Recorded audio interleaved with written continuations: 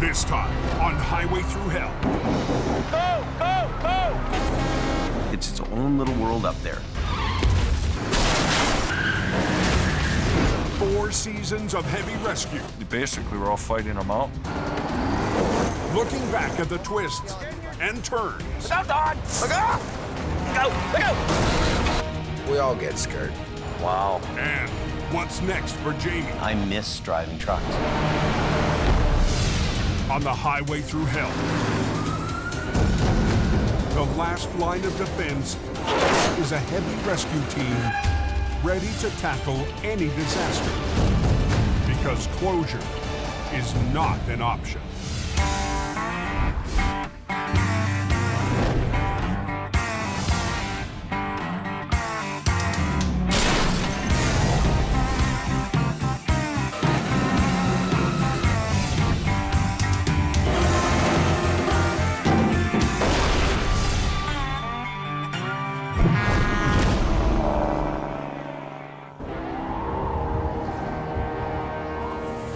It's its own little world up there.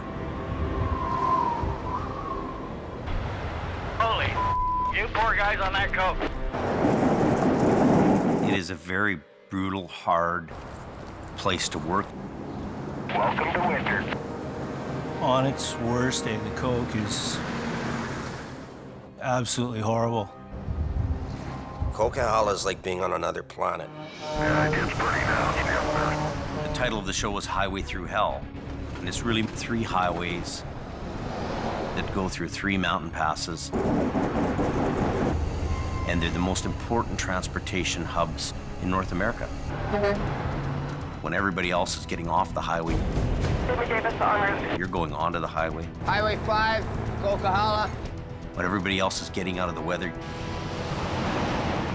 you're going into the storm.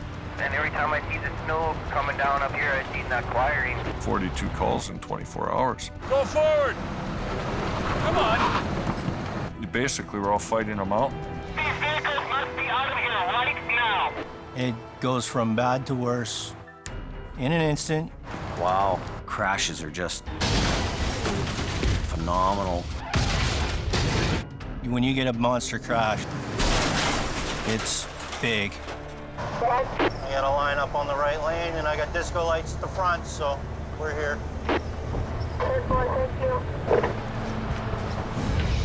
Like the fist of God came down on it. Hold it. Wow. You have to be here to make sure that those roads are going to be open for people. Grab it in the middle, grab it in the back of the tractor, and pull the thing over. It's go, go, go. It's adrenaline through the roof. Hey, what is going on here? You got 15 minutes to get the road open because the highway guy is bitching. Closure is not an option. And it's really more than just one location. Northern Alberta is definitely its own brand of hell. Okay, let's go. You get in. Let's go. Stop all traffic. Flat and windy, cold. It's cold out today. Minus 53. It's pretty white out up there. It's not for the faint of heart.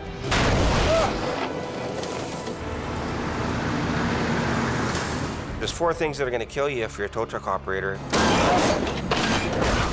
No! Weather, fatigue, equipment, and other drivers.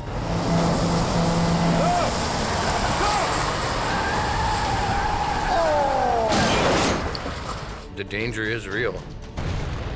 You don't know if anything else is going to come down and get you.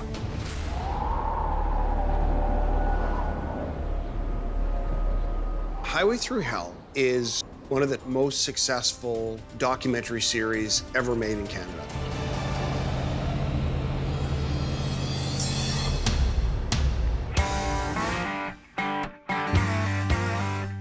Highest rated premiere of any show on Discovery Channel ever.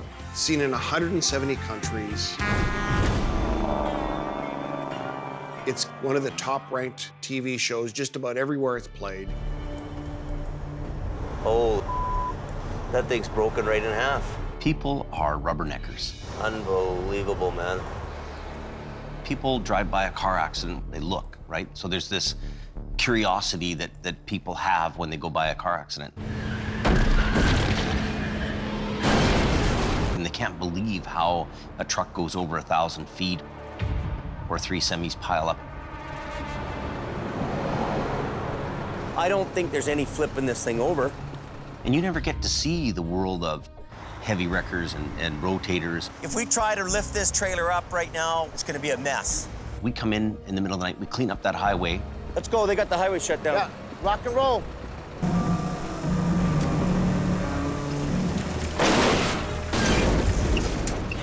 Yeah, baby!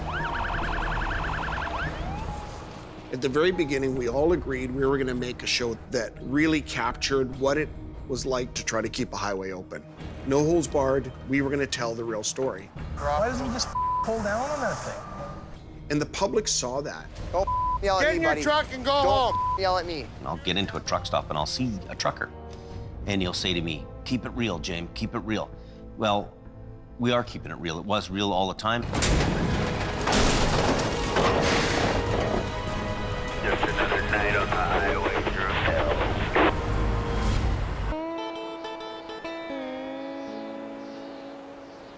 There's been a lot of changes since the beginning. The one thing that's constant is change. So happy when this place is not a mud pit anymore. In season 1, we have 1 location, a couple of big wreckers. We have a small, tight little crew. Pull, come on. 5, 6 guys. You've got Sammy here, Big 10-4. Kevin. Somebody's gonna tag somebody today. Bruce. Come on. Adam. It's neck and neck right now. I don't know. Ken. Nice. Yeah, I like keep doing that. Yep. Beautiful. We had a pretty good crew. That went pretty quick, eh? As a team, we were unstoppable. Highway 1 is now open, boys. At the end of season 2, let's get out of here, man. I got it. This is stupid. Competition was in. They're like dogs chewing on a piece of meat. The wrecks are down. We really are faced with the reality of financial stress.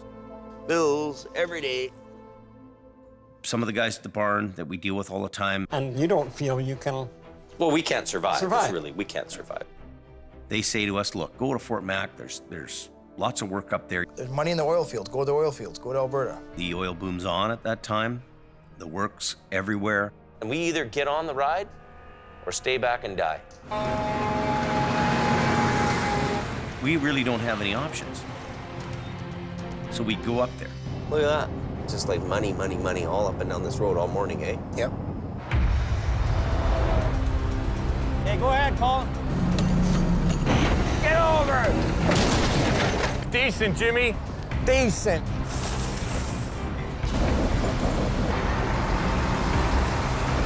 We're back. Traffic just called. Now we have 4 locations, 40 trucks, and 40 people. I'm in the office quite a bit. I'm bouncing between BC and Alberta.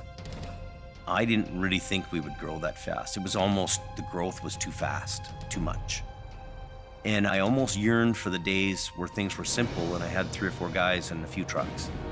David Davis en route. It's been a ride and a half, I tell you.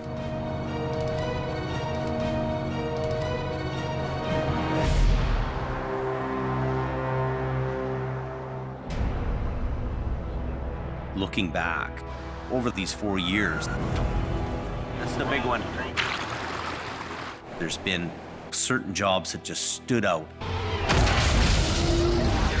What an absolute disaster zone. Some of the largest, most complex, most technical wrecks. I'll do the lead if you want to catch up, okay? Keep going. There we go. Some of them are just unforgettable. Oh, see the rock slide there?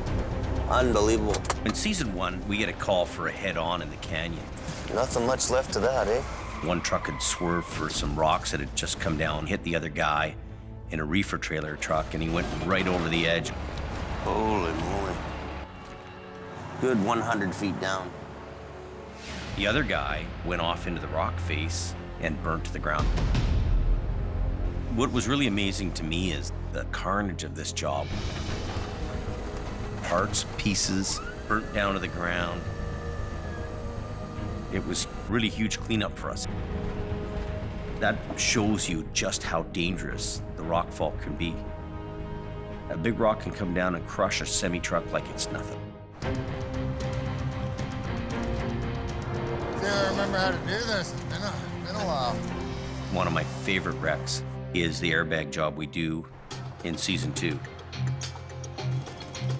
We have a tractor trailer flipped over in the snow, and it's loaded with deli meats, worth $250,000. But we don't want to be tearing the wall out and lose all the product. The idea is get that as far down this way and down into the corner as you can. This tractor trailer has no damage anywhere, and he's got a load in there that's very valuable. It's perishable. This is a high pressure deal for me. You know, there's still 37,000 pounds hanging on a shoestring here in the trailer. Easy for a trailer to split in half.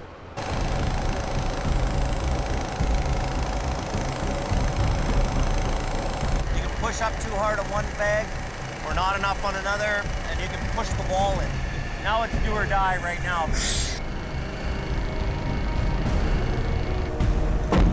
Almost there. Go a little more at him. He's ready. Top one. Top one, top one. Okay, good. We airbag this truck up, boom, and there's no damage to the truck or trailer, and he drives away. Couldn't have done it without you, buddy. Hey, let's go have some Chinese food. But there was really one wreck that was the most amazing. That's where we're going, is our accident. It's the one. This is a hard job. You know, I'd like to have another rotator here. The most impressive job for me over the past 4 years is the 2 rotator wreck over the bank. These people are lucky to be alive. I mean, they're hanging off of a cliff here that's 650 feet down. It's just hanging, barely.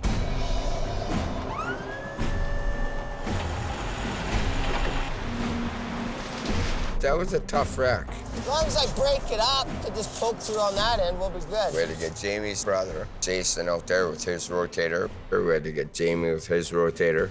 The biggest challenge for me and Jason is to bring this wreck out of the canyon, fully loaded. I'm gonna boom in a bit, okay? Don't flip our big rotators over the bank. It's like having a big hand and just picking that tractor trailer up and putting it on the road. Pulling against each other a little bit. This is a huge job for us. Hold on, hold on. Stop! That is what you live to do. We've got 80,000 pounds hanging in the air there, and let's get this thing back on its wheels. Let's get it in here and on the road. All right, Jen.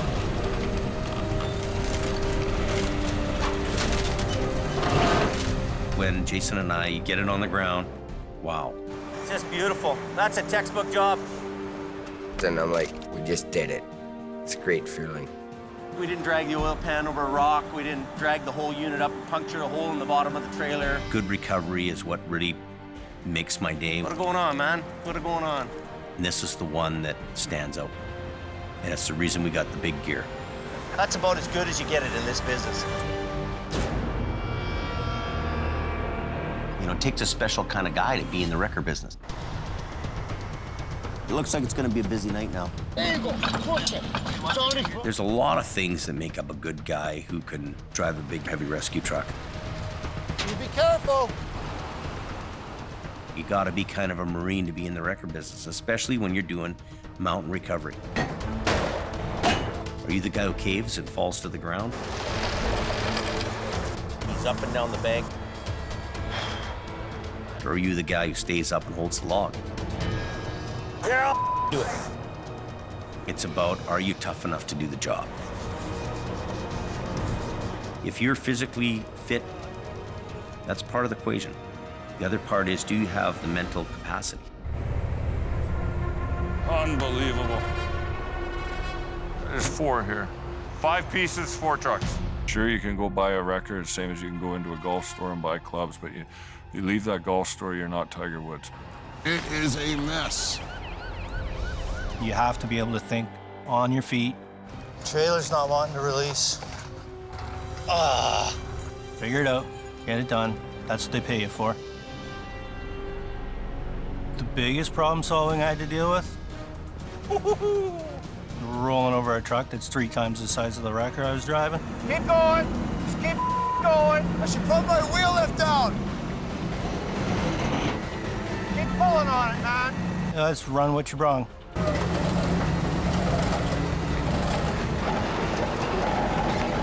Here it comes. Slaughter Goliath.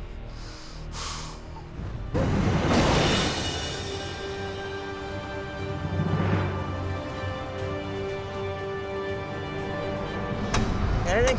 Nothing. In the world of heavy rescue, you have to expect the unexpected. Ah! The wall just cave in? Anything can happen. What do we got here? When we show up to an accident, we don't know what we're getting into until we actually get there. Wow.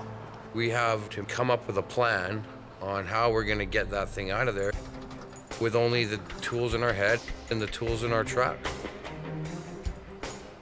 Everything is always different. It has to go in the bay. You've always got to be thinking outside the box.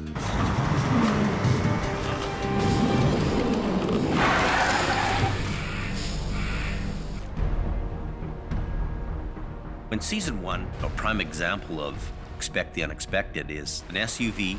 I can't believe it. These guys live. It's gone over the bank. It's 1,000 feet down, and it's upside down in a river. It'll get dangerous quick. Belly, belly, bula, bula. Bula, bula, bula. It's got Jamie written all over it, this job. It's like, come get me. You ready to start going down? Yeah. It was decided that me and Sammy would go down and get this thing.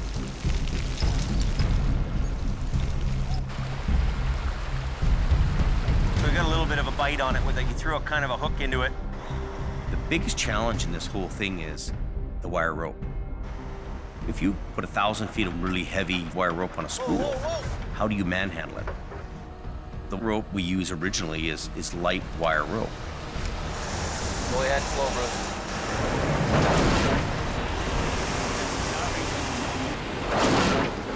The line snaps.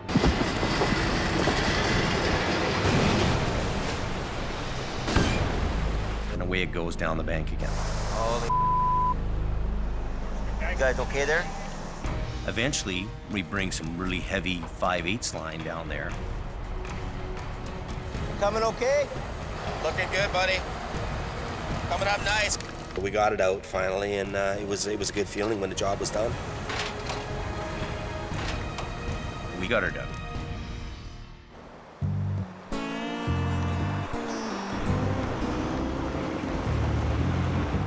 We get 100 job applicants a day. So, we're gonna put this chain on. Some guys come here, they think they know what they're doing. You're already putting it on wrong. Can you get it? Reaching back. The first time they'd have to pull a drive shaft or cage some brakes, Have you ever caged a brake before, Rob? Yeah! that's when most guys are done. Oh, around, man. Some people are cut out to do the job. How are you supposed to lock it? I don't know. You're the tow truck guys, man. And other people aren't. Sometimes they ring the bell and they chime out. It happens. A bit of a mess. We're gonna get there, take a look, see what's going on. But Colin has really stepped up to the plate. Let's put a couple of snatch blocks down. Well, yeah, one for that. Yeah, at least to pull that down. A year into the towing industry, I was hooked. I'm gonna go ahead if you can grab the table. Did something I love doing. It's definitely in my blood now. Get over!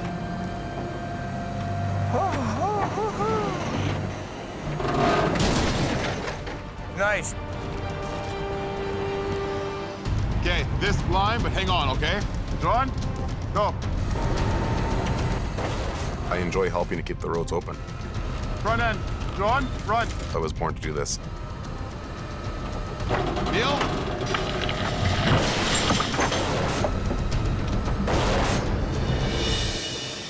Voila! Beautiful. Come on, get over! You got the right gear, We're getting there. you get the right guys, There she goes, watch out! This is what we live for in the recovery world.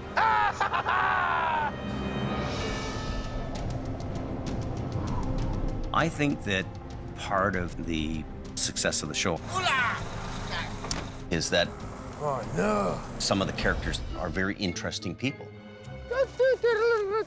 Central casting couldn't come up with this group of guys.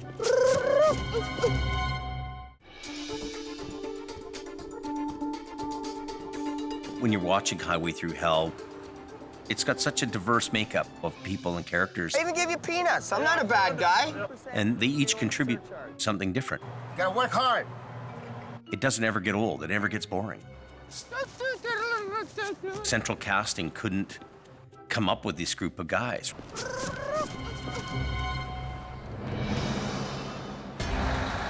call a tow truck here or what? In season 1, we were a smaller, tight-knit group of guys. Kevin and Adam came as a package. Those two were a package deal. We were his competition.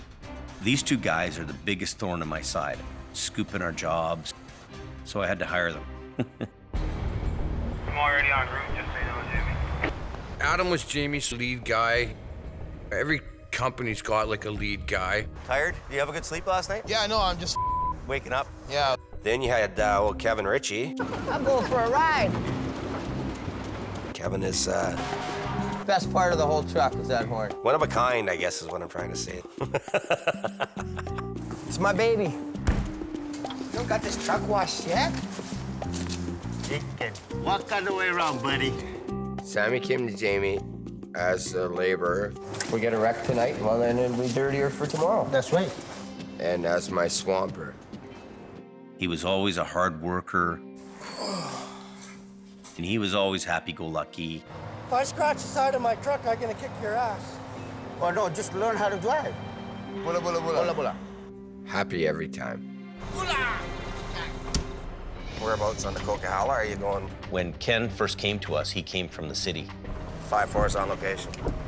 I met Jamie in 1985 when we were both driving little trucks. Okay, job well done. He recruited me for 10 years, and I finally said, well, what the heck, I got nothing else to lose, and I came up. You sure you can handle this big city guy? No problem, buddy. You sure you're gonna do her? I was born in a ditch. And it was like, okay, well, let's see if this city guy makes it. Keep me going, keep me rocking. I'll work for 3 days straight if I have to. Ken works at a competitor company now, but we're still good friends and talk all the time. The company's called Mission Towing, long-established company. Jordy's the boss. I love his personality. He's fit well into our organization. It's been really good so far. When I arrived in Hope, Bruce worked for me first. I can go 36, 52 hours without sleep. Doesn't bother me. Bruce was one of the original guys in season 1. He was old school. I don't like cameras in my face, and when I'm trying to do my job, you guys are in my way. He's what I grew up around. Come on. He was definitely a hard ass, and a couple words or less tell you how it is. And if you don't like it, get the hell out of here. When we learned that Bruce had cancer, it was really a tough blow to everybody. When Bruce passed away, I felt sad for him, but on the other hand, I was happy he was not having to deal with it anymore.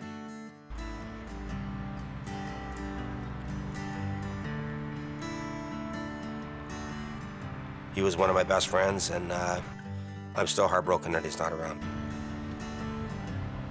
Bruce's truck's parked in the yard, sitting there, and I just can't bear to get rid of it. We still think about Bruce and talk about Bruce all the time. Thanks.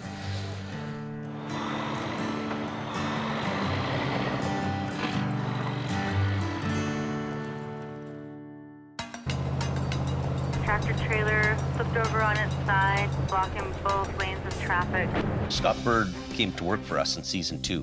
It's kind of a truck that you can use for a few weeks and at least make some money around here. Well, you know, one nice thing about it is it'll kind of fit in the gap on your museum pieces there. Me and Scotty have had always this love-hate relationship. Like, he can get on my nerves like nobody can. Like, you throw him in a truck and he's got a decent truck to work with, he'll make it happen.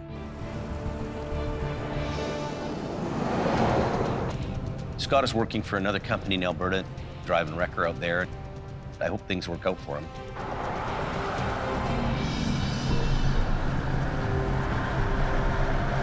Hope for the best, expect the worst. Howie came out to work for us during season 3. I call him like the MacGyver of towing. Any problem comes, he knows how to fix it. As long as it's got some work lights on it and 2 winches of work, I'll figure it out. He doesn't talk much. He doesn't make a big fuss about it. He just makes it happen. I don't worry about proving myself to anybody. I just do the job I know I can do. Holy.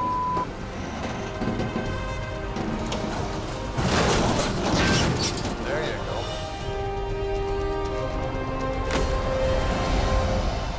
Howie and his wife had a horse farm closer to the city. This is Dodge. And it was becoming hard on him and his relationship to keep coming out to Hope. He ended up working back in the city where he was closer to his house, which I can understand. I work for Clover Towing. Mostly do city driving now. I always miss going up on the Coke. That's the place to be.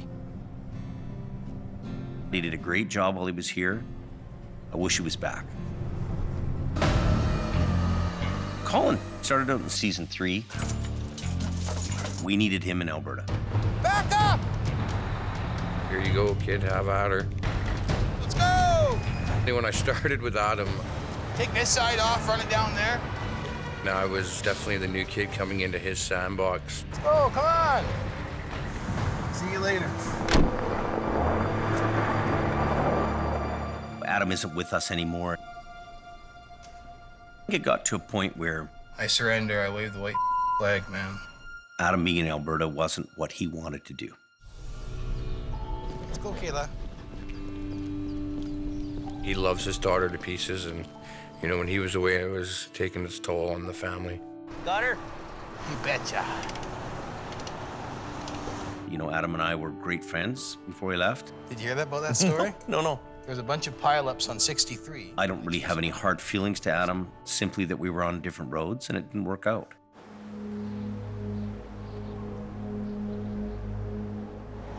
It took a long time to get the right people and the right crew in here. It takes a special breed of guy to want to do it. Unfortunately, one of the most popular guys on the show doesn't drive a red truck.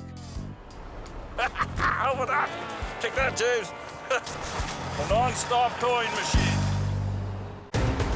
Me, my big old Vulcan wrecker, and my snap-on tools. What else could a guy want? Al and I go way back. The season's here. It's finally here. Al is a hard-working, get-her-done kind of guy. They got Query towing there working. He's making some large up there. The average winter for us is 35 to 45,000 kilometers on tire chains. Al Quaring is the king of the snow shed. Now we're cooking with some gasoline. Up and down, in and out of the truck. Sub-zero weather. The cops called us to go up there to do that job, and then I hear you're doing it. It's like, oh, I'm turning around. I got this place sewing up, James. We've been competing for years and years and years. $400 in fuel to come here to get scooped by Al. I got a lot of respect for Jamie. You got rust on your chrome, James. With a little hint of competition between us, definitely. Al drives a green truck, and he doesn't like chrome. I don't waste money on chrome. All that money in chrome, who pays for that? I drive a red truck, and I love chrome. I think he always wanted to be a fireman. I'm sure of it. Cable's all rusty. They're still good friends, but it's competitive. It's hyper-competitive. Big Green always wins. If I can go another 10 years of hard towing, I'll be happy. I enjoy it too much to say that I'm gonna quit anytime soon. Gord, are you there? Yeah, go ahead. Where are you at? I'm just backing down the hill now. Gord Boyd, he's my right-hand fella. Oh, we got a couple of trucks spun out on the hill. When Al can't be there, he sends Gord. He doesn't have to tell him what to do, he just goes and does it. What do you mean he doesn't want to be pulled? Gord reminds me of a guy who just came off a Clint Eastwood movie. Stop! Stop! It's not working, buddy! You know, spaghetti western. Look at what you're causing down here. Look at that. That's your fault. Hey, see the plows? See, all 3 plows, they cannot get through because you are here. He's a little rough around the edges. I'm gonna teach him a lesson.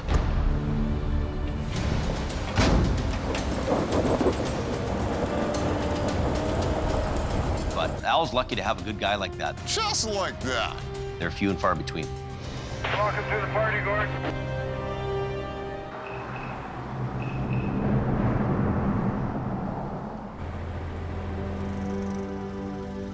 Generation after generation, mom and pa operations are what dominate the towing industry. We grow up in the business. My dad owns a towing company. Al and I are competitors from birth, just about. Originally, it was my grandfather's business. My dad and myself, and now my sons are getting involved in it. The Davis family and my family and the Quirin family, we're all longtime family businesses. My grandfather and my great-grandfather started this business in 1954. I haven't got big shoes, and they're not that big to fill. Just do the job right. Best operator that I know is my grandfather. That's who I've looked up to for all these years. At a young age, my grandma would send out pillows for the truck, and I'd ride in the truck with pillows, see over the dashboard. But he's still someone I look up to every day. Makes me proud to carry on in my grandpa's footsteps and my dad's footsteps, and to see my kids coming up behind me. It's a terrific, fantastic feeling. First real MPA with my dad. My boys are 21 and 18, Carrie and Lucas, and they're the 4th generation in my family's business. He operated this when he was my age. Here we are today with me behind the wheel. I've always kind of shied him away from the trucks, you know, tried to impress upon him, you know, stick in school, stay away from these trucks. None of these headaches that I have and my dad has, but that doesn't seem to be working. He's my guy. Prince of the Coquihalla right here, right there. He's the king. We get the other truck in here. Well, you're passing on those lessons. You're passing on your experience. I need 2 snatch blocks, James. Kids get caught up in the business. Come here, I'm gonna show you something right now, okay? So you're watching, right? You watch your lines. I'm 100% certain that James will take it on. Easy as making a pie. Really? He's got the makeup, he's got the genes. He's got it in the blood, I'm sure. Whenever I head up to a wreck, I'm always kind of a bit worried because I've had so many close calls with getting hit. In Brandon's case, you know, he's decided he doesn't want to be part of it, he doesn't want to do it. He just doesn't want to be out there. It's too dangerous. He's got other goals. Brandon's not a bad kid, but tow trucking or truck driving, it's not in him. Watch yourself, Dan. You carry on your family traditions, you carry on your family name. This is who we are, this is what we are. Straighten your wheel out. Kelly's the middle brother. He's working with me in Alberta. Okay, let's get this thing off the road. Jason's my youngest brother. Go time. Jason's daughters, Mattia and Jasmine, are very active in the business. I'm really amazed to see them take on the tow trucks. Very interesting to sit back as a parent and watch these kids evolve around the towing business. Who's got my flashlight? We'd have to point to the DNA that keeps us towing. Brandon! Go, go, go! You never know who's coming along. Bang, you're done. Look out! Hey! The tow man. Slow down. Every day they put their lives on the line.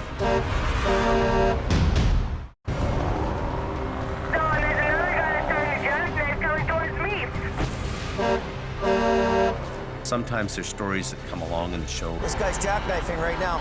There's gonna be a crash here. that show you Wow. how dangerous this business really is. Hey! Slow down. The tow man. Every day they put their lives on the line. Brandon! Go, go, go! You never know who's coming along. Bang, you're done. Look out! Look out!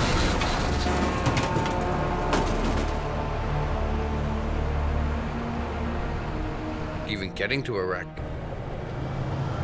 a guy there in the ditch. You're heading to some of them in a blinding snowstorm. I'll just follow you with lights on. I always try and place myself in my truck so that I'm not gonna get hurt. Okay, let's go. Let's try this. That's my biggest fear, right? Slow down! Sometimes that shadow in the road is not a shadow. You try not to think about the fact that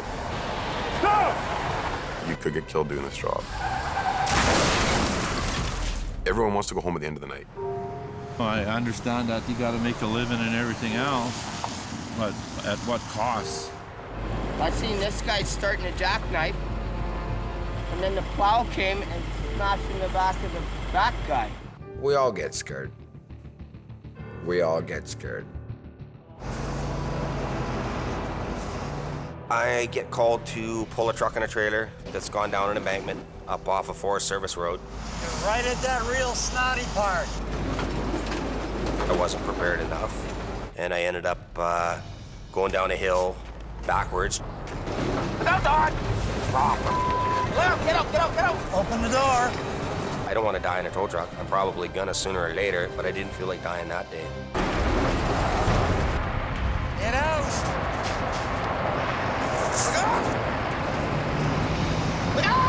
Get out of the...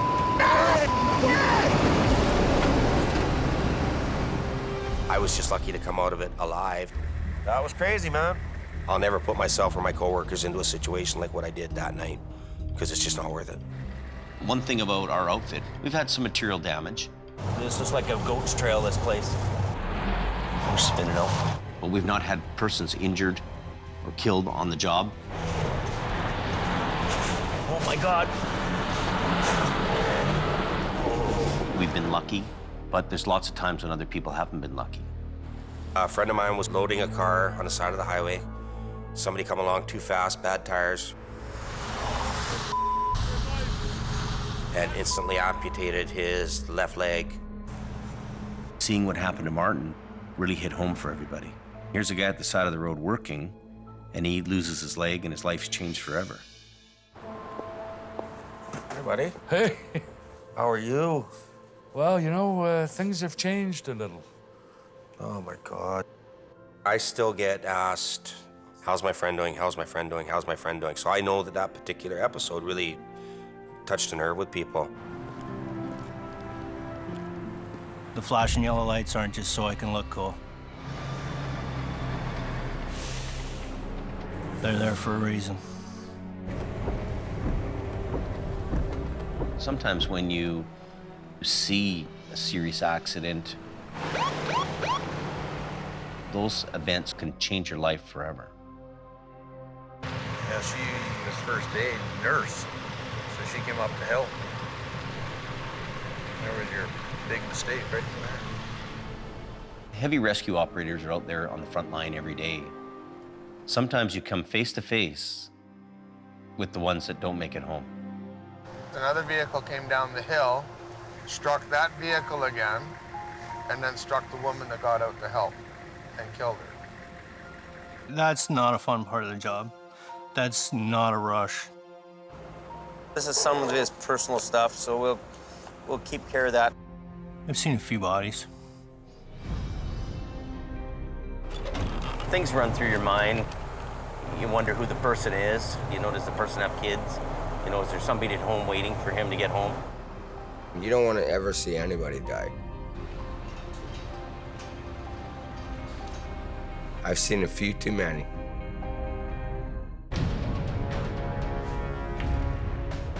In season 1, Brandon comes along with me to a wreck. Hello? Anybody home?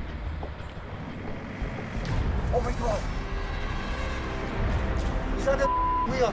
And he comes across the driver who's deceased. Guys underneath the wheel. Guys underneath the wheel. Is he really? Guys underneath the wheel. Oh my God. Hey, no, get that out of here. Don't even look at it. And Brandon's only 16 years old. I could see the hollowness in his eyes. This is a big shock for him. I don't want to see that ever again. That's... Oh. That day will stay with him and the rest of us for a long, long time. There's one fatality.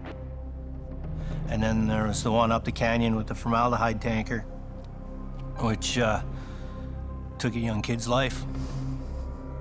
Somebody makes a poor choice. It's never good. I try not to take it home with me. It's not. It happens. You take the ghost home with you, definitely. I'd be lying if I said it didn't.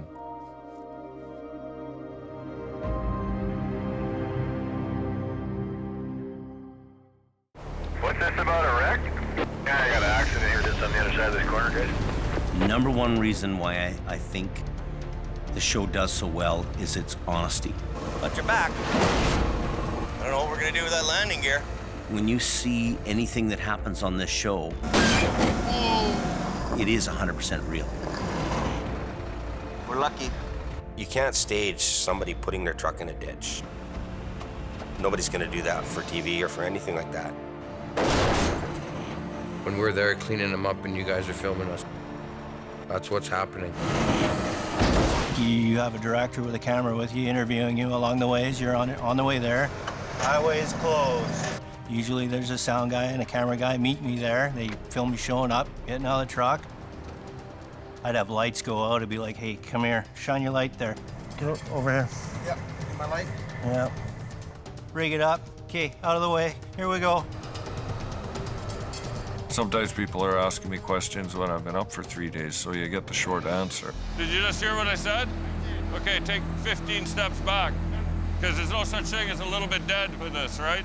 And working in front of the cameras, that's always a concern of mine, because you know, you screw up on the camera, it's like peeing your pants on stage. You know, everybody sees, but only one guy feels.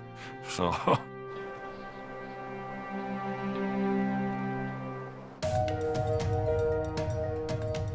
One thing I'm very proud of is the fact that the show has actually helped reduce accidents. Westbound, Highway 1. We need you guys to slow down. It's almost putting me out of business, believe it or not.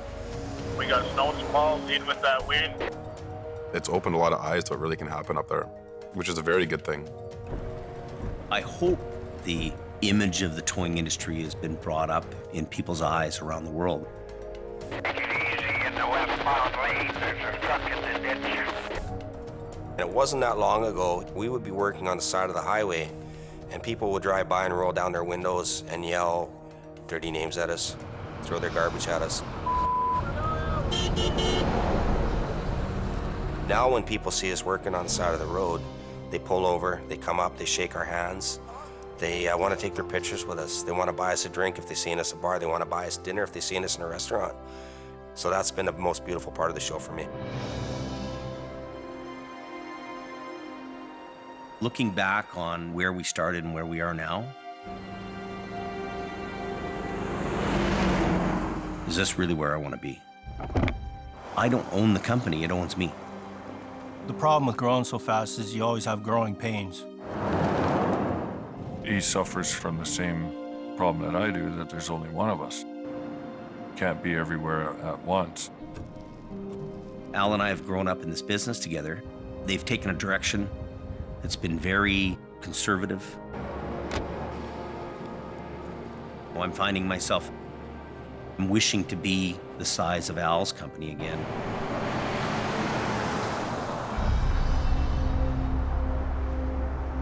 I honestly don't know what's the next chapter in my life. I miss the smaller family environment. The wind is in his favor, but whether he can capture it within his sails is another story. That's up to him, right? I miss driving trucks. Yes, it's hard work, but doing that job and being out there is still better than sitting in an office every day. Firing up that truck is just freedom for me. Way simpler life. I don't really know where we're going. We're gonna just have to go down that road and see what happens.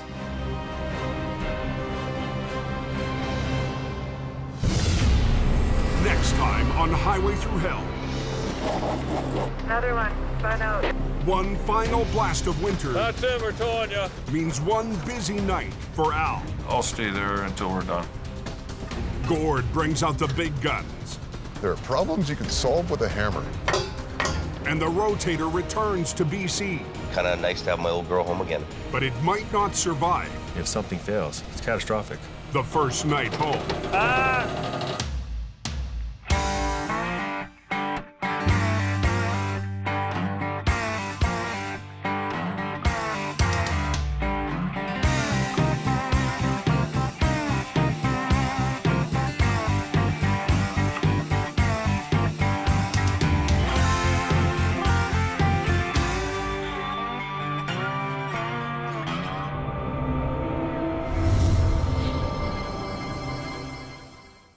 This time, on Highway Thru Hell.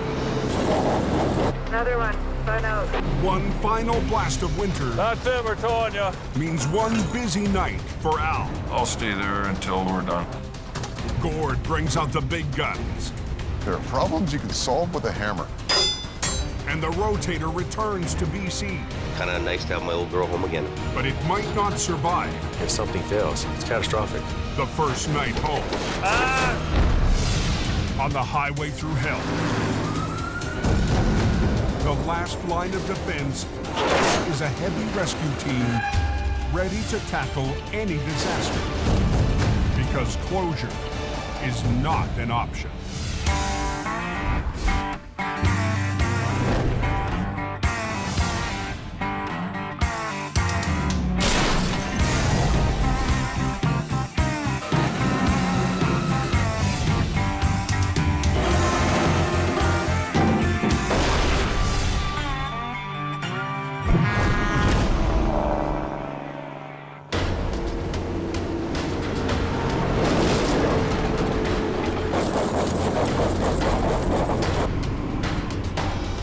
Starting to get thick. Really bad. I'm expecting another 5 to 10 tonight. On the Coquihalla Highway in BC, truckers thought the season was over. You would think it was winter or something, yeah. But winter isn't giving up without a fight. Holy hell, there's no place to park a truck. The late season storm means one more night of work. For Al from Quiring Towing. I live my life minute by minute, especially up here, it's by the second. I'll stay there until we're done, until there's nothing left to do. Just north of the snow shed, Another one. Spun out. a spun-out semi is blocking the slow lane. The cars can't make it up here. How's gonna truck make it up here? Traffic will start to bottleneck in minutes, and sand trucks are blocked. They want me to get you out here so they can plow. If you can get going, all the power to you. Otherwise, they want me to hook you on and drag you. So I'll pull ahead here a little bit. If Al doesn't hook up, he doesn't get paid. So have you got chains or not? Okay, well, let's go. Chop, chop, chop. But the lane will be cleared much faster if the driver can get out under his own power.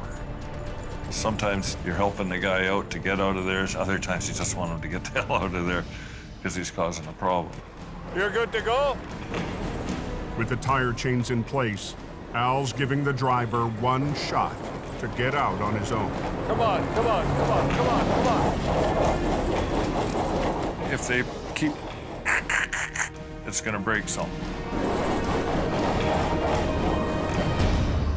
That's it, we're towing you. Hop in your truck, I'm gonna pull ahead.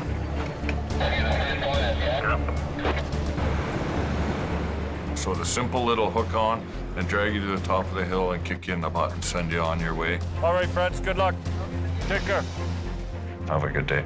Thanks for surviving the Coquihalla Highway. We had a busy winter. Al and his right-hand man, Gord, tackled some big jobs this season. Amazing what you guys can do.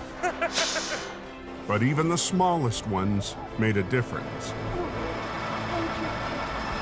I'm not up there to line my pockets all the time. Slow, slow, slow. You've got to have a touch of good heart. It's okay to help people. Okay. Yes, Gord, go ahead. Just this one guy. This season might be over, but Al is ready for the next one. I still got another 40 years left. Don't run away, we might need our hero again. Yeah, 10-4.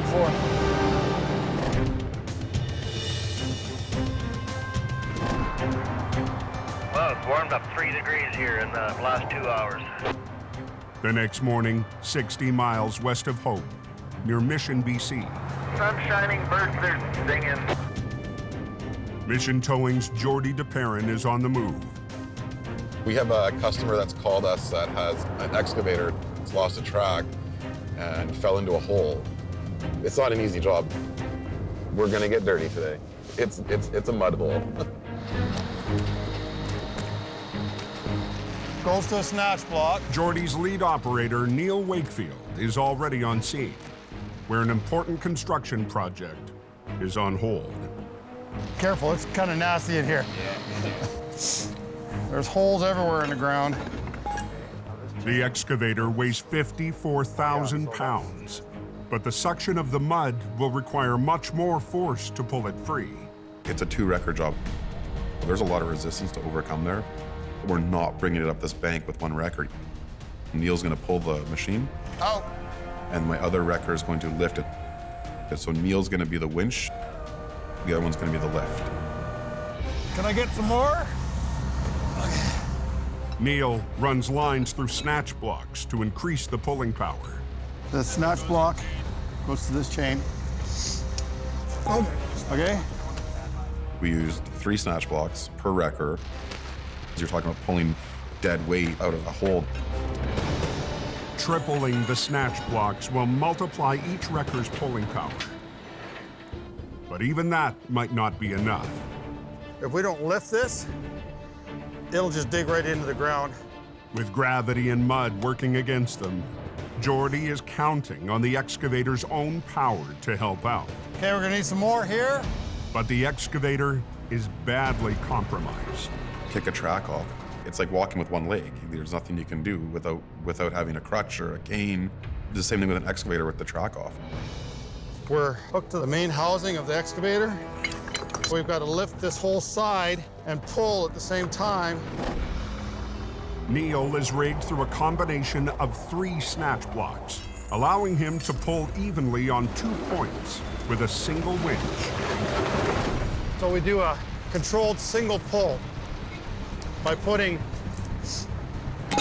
snatch block to snatch block, back again to here. We only use 1 lever. We have total control when we're pulling. We don't have to go with 2 different lines. That's good. Good, right there. Look at it. You get 2. That's good. Okay, we're good. That's gonna mean go. I drop my arm, stop. Okay? Without the use of the track, Jordy decides to add the excavator's boom into the mix. We're gonna use the stump. We're gonna have him push that side of his machine up to kind of get it out of the hole. He's gonna use that stump to push himself up when we're winching. Okay, you ready? Let's go.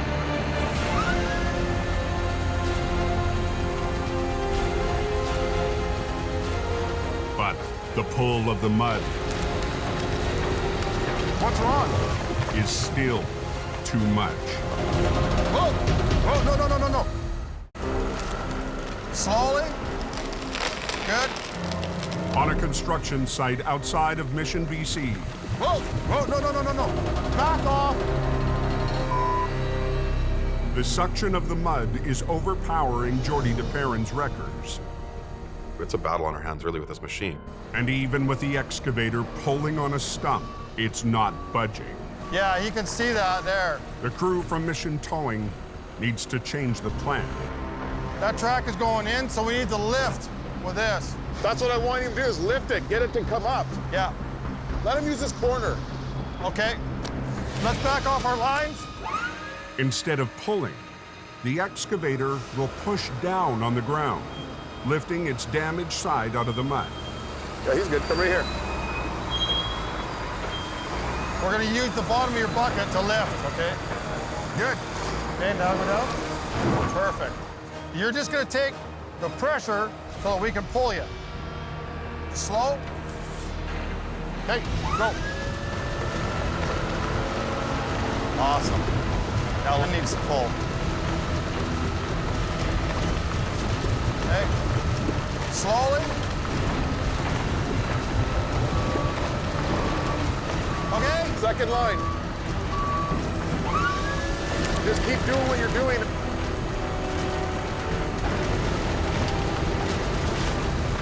She's coming out. Real slow. Good. Keep walking. We're almost there. Yeah, that's good. That's it. And he's done. Came out, we didn't damage anything on the machine. Now, use his bucket on there and drive this thing forward on one. Yeah.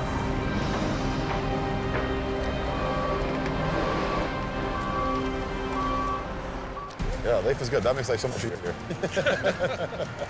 Now all he has to do is he'll have a company come in and they'll put the track back on his machine and he can go right back to work.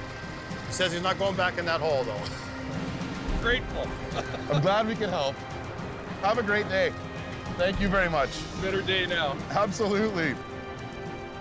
Every day is different. You wake up in the morning and you go to work, not knowing whether you're going to tow people that are stranded on the side of the highway or you have a vehicle that's 300 feet down a cliff. It's quite the adventure.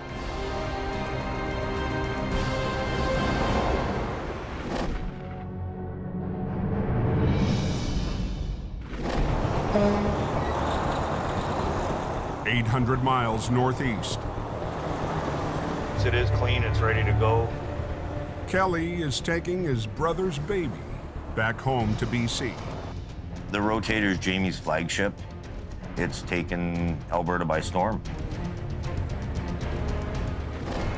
Jamie sent the rotator north last winter to tackle a stubborn wreck. We're getting her. And it's been earning its keep here ever since. We're back.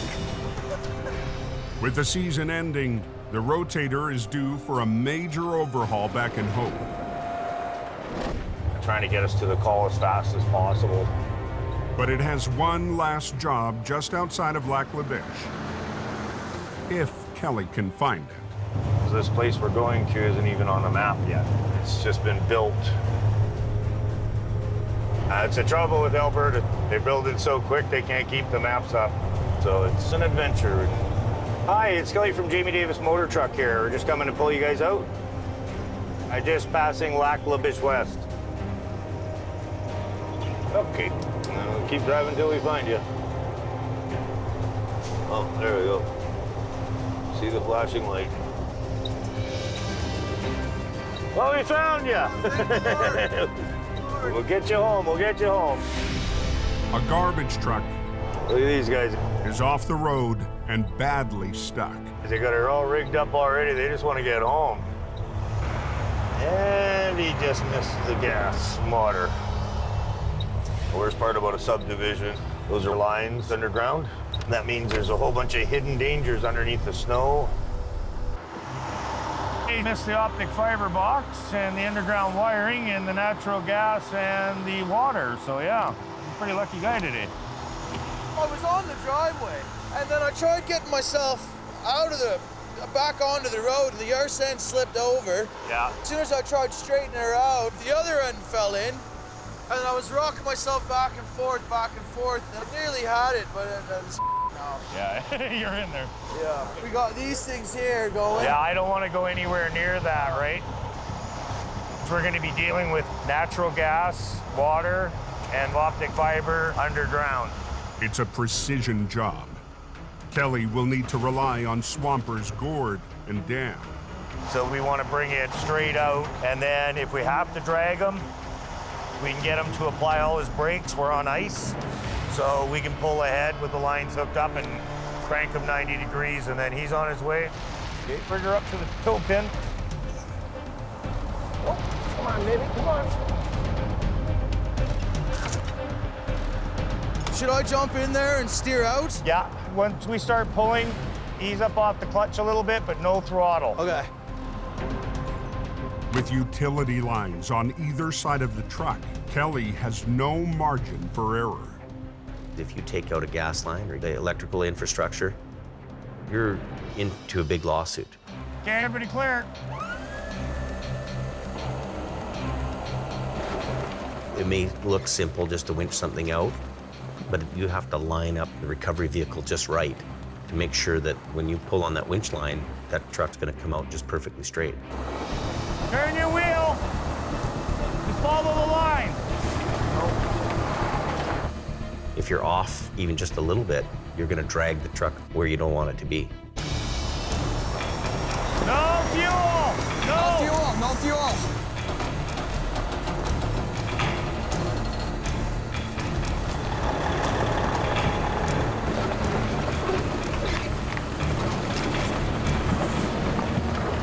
Straighten your wheel out.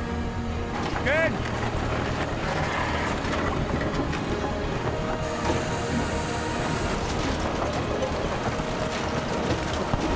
He's up. Yep.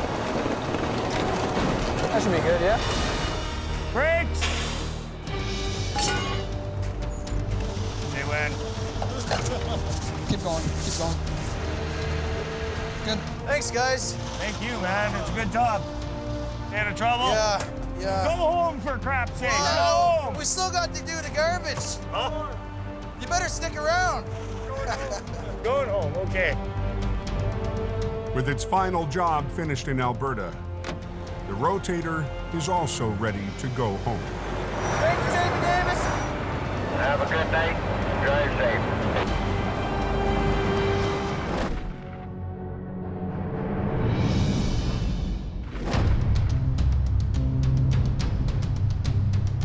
The next day, on BC's Highway 3. Oh yes, all-season tires, wonderful. All-season tires are like putting a Band-Aid on a stab wound. Acquiring Towing's Gord Boyd has been cleaning up after last night's freak storm. No one saw it coming, but such is the nature of the mountains. We got a broken down logging truck. And now he's helping a stranded customer.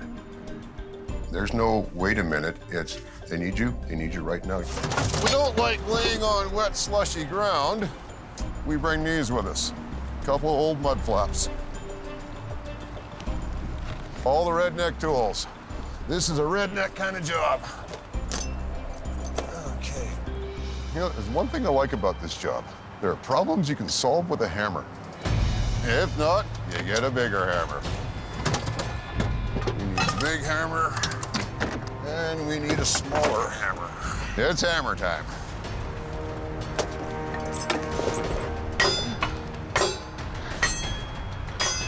We have to take out the drive shaft. Because with the engine not running, oil pump's not turning, transmission is not getting lubricated. And it doesn't take very long to literally rip a transmission apart. There we go. One drive shaft. Al taught me that trick, and ever since he taught me that trick, I don't fear those drive shafts anymore. I just grab the tools I need, get it out of there. Winter is on the way out, but Gord won't be slowing down. We're busy all year round. Yeah, I always have work to do. Summer or winter, it doesn't matter. I'm always busy. Just another day at the office, really.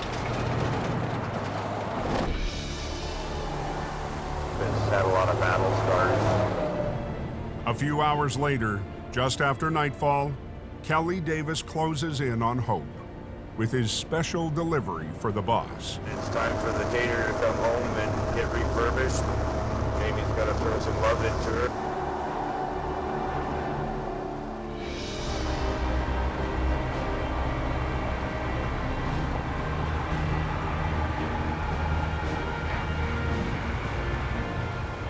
It's kind of like my battleship's gone out to war and it's fought a battle for 2 years and it's coming back home again.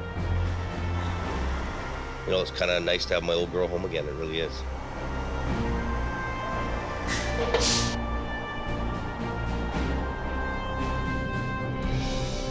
The old battleship home, eh? Fired up, but she built you another province. The rotator is my truck. I have a real soft spot for the rotator. I spent a lot of time and hours designing it. What's the other side of it look like? I heard there's a big scratch on the side now. It's not bad. Right here. Does he put some paint on it or something? No, it goes white. You know, it's taken about 2.5 years running that truck out there and growing and all that, and then we're back again. You know what I mean? We're back to from square one. Yeah, so this is the right place for this thing. So we'll get her cleaned up and stuff. This was made for the mountains, right? At 10:45 p.m., just 6 miles west of Jamie's shop.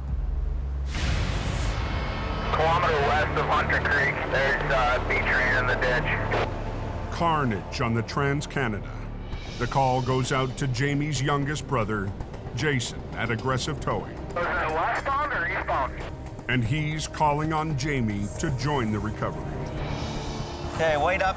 Yep. Jamie just started on the rotator's maintenance.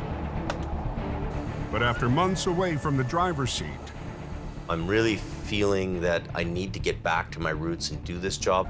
he can't resist taking her back into the fray. Hop in with me, we'll go. Okay, sounds good. I haven't even begun to go over the equipment and the rigging. I'm a little bit rusty. I gotta make sure I get back with the program here. Wow. And this job will leave no room for rust. Holy man. Kind of exciting for me to get back in the truck doing the job. Almost makes me cry. On Highway 1 in BC, for the first time in months, Jamie Davis is tackling a recovery in his flagship record. You know, this is kind of the first hurrah for the rotator. We're heading out to do battle here in BC now, so that's kind of cool. It's pretty emotional to get back in your old saddle again. Anybody see that truck in the ditch? Wow. Oh, you jackknifed it pretty hard, eh? Holy man. Man, that tree's hammered hard. Oh, yeah. That was a big impact. The B train was transporting grain to a local farm when it drifted onto the left shoulder, lost control, and slammed into the trees, snapping into a jackknife. It's a B train, tractor trailer with two trailers gone completely off the road, and it's down a slight embankment. And the embankment actually gets deeper and deeper as you follow through to the front of the truck. The fully loaded B train weighs 140,000 pounds. Pretty heavy duty weight, and we've got a bit of a bank here. So getting that trailer back up and out of here without damaging it is going to be a huge deal. The trailers are brand new and haven't been damaged in the accident.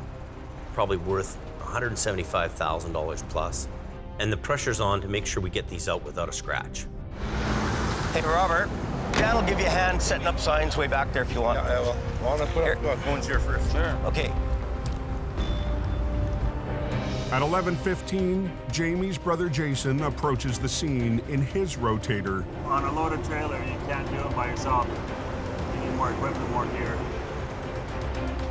Hey, guys. Joined by his right-hand man, Chris Mervin, in a 50-ton, along with Jason's daughter, Tia. This is how we spend family time together, doing a wreck on the side of the freeway. That's kind of normal for our family. I'd say we go backwards. Yep, I'm on board. You might want to hook onto the truck right now. Go backwards with it and pick it up. Just kind of limp it along and see where it goes. And if he needs me in the middle, if you're already in the front. The best bet was, because the trailers were loaded, to go backwards with them all. Seeing what they've given us to work with here to pull it backwards. You got a tow ring here. Yeah, buddy. It's not very big rebar that they welded on there. For the first phase of the recovery, the plan is for Merv's 50-ton to pull from the rear, with Jason's rotator helping from the side. Jamie will lift the tractor, freeing it from the trees. Gotta go, man. Ed don't want to see his truck in here forever. Jason wants the trailers back on the road well before sunrise. As these are long-term customers, been with us for a long time, we wanted to make sure that their trailers got to their delivery for the morning. But it's a long path backwards to the highway for the 140,000-pound B train. My 7/8 cable's rated for 98,000. So it's still not quite enough. Merv will double up his lines and run them through snatch blocks for more power. Yeah, it gives us increased pull power. It's back to physics, buddy. High school. You know, the way that tractor's jackknifed, it should come around like this and follow through. But if it doesn't want to and it ends up digging down like a big spade and digging into the ground, it could really make the pull hard for the other two guys. So if they need a little lift, I'll do that part.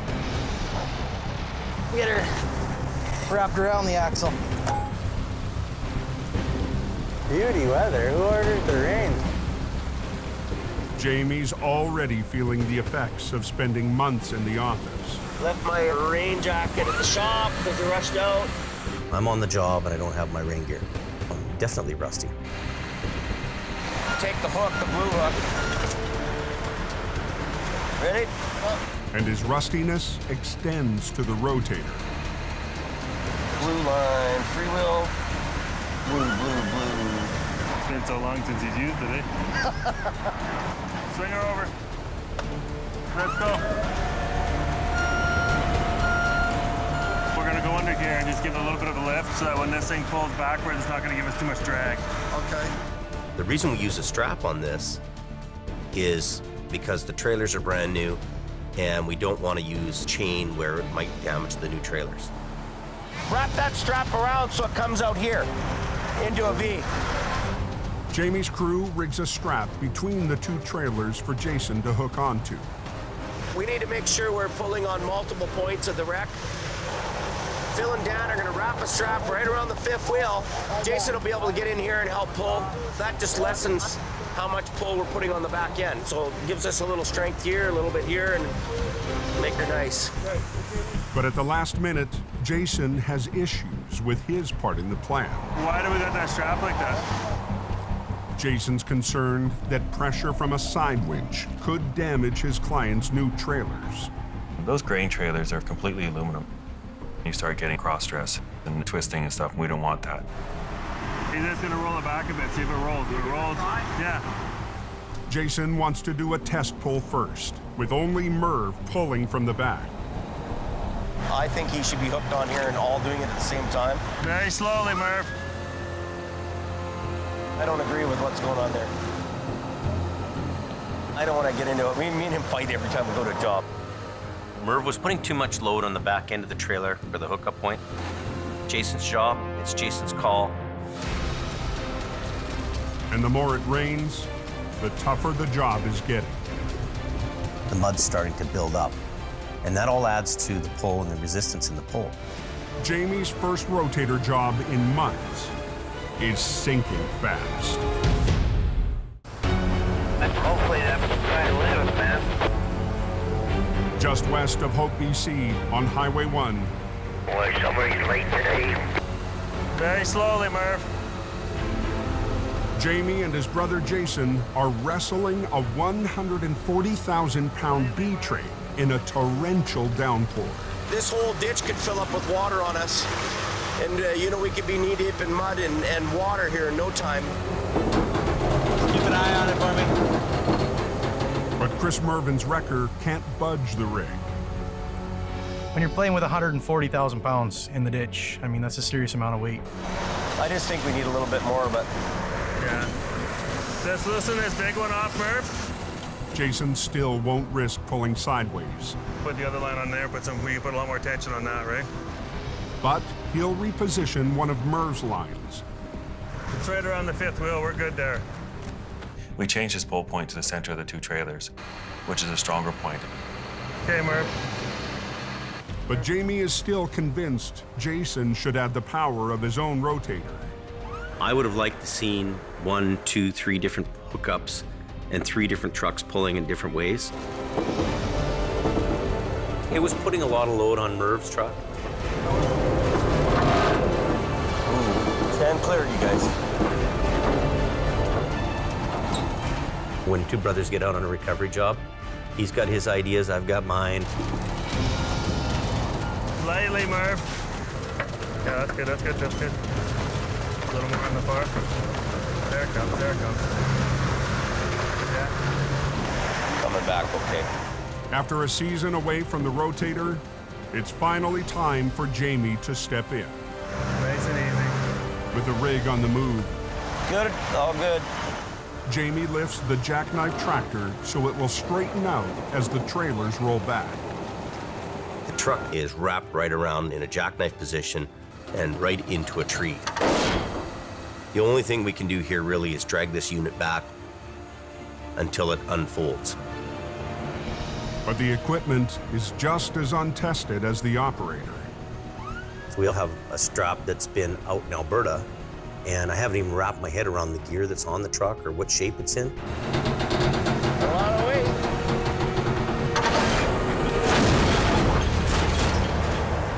Six. You're putting too much on her, boy.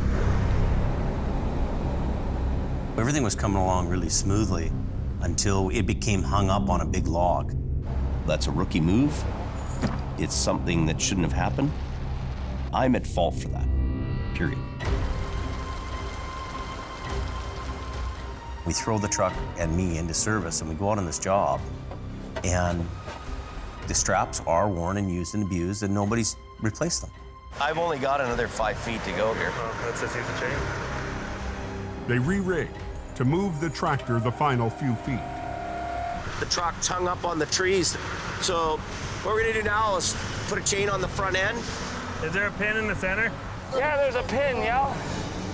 And pick up the front of that truck and hopefully bring it up over the trees. Come on, baby. And get it in line so that it can be winched backwards some more. Are we good to go? I think so. While Jamie lifts the tractor, Merv pulls from the back end. More. You're up against the tree now with the front bumper. I don't think I hit it yet. Hey, Jamie, hang on. Tree, Jamie. The bumper is hung up in the trees. Is it too much for him to pull? Well, it's getting a lot of tension on that, eh?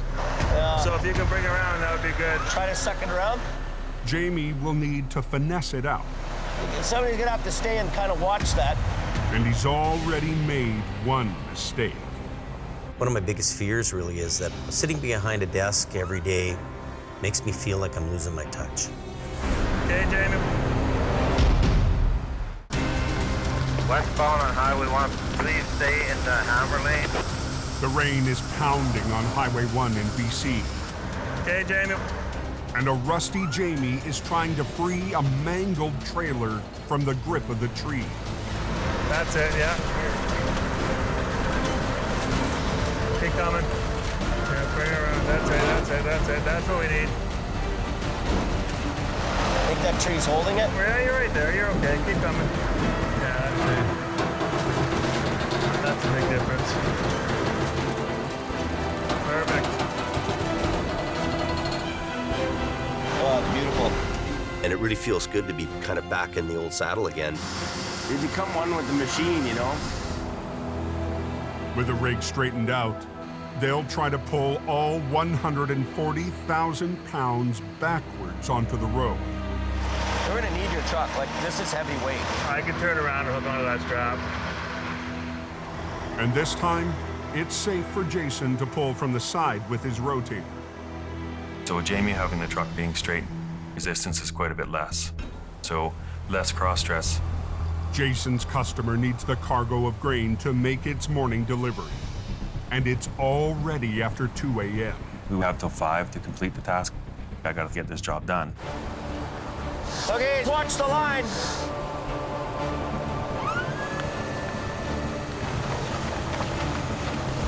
That's it.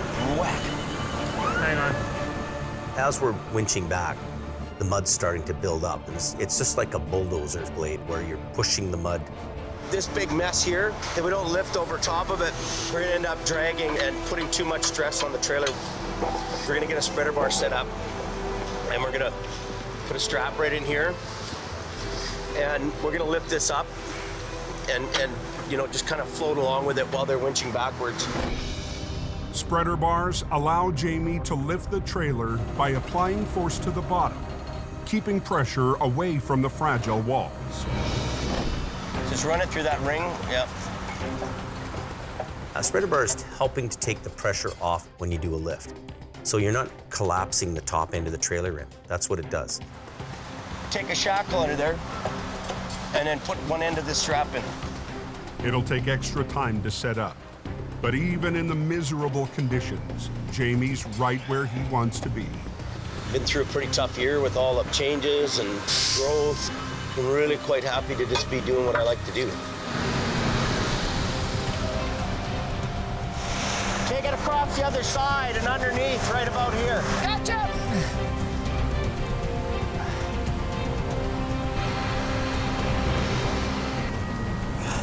All right, clear it! My gloves are so wet, I can't even feel them. A lot of weight. Oh, yeah. 30,000 pounds right there. While Jamie lifts the first trailer, Jason and Merv will pull from the rear.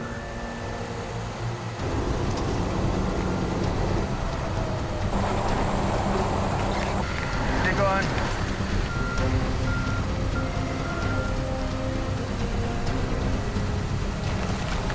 It's not rolling, but I'm kind of humping it along. Lifting it, yeah. You're just taking the pressure off.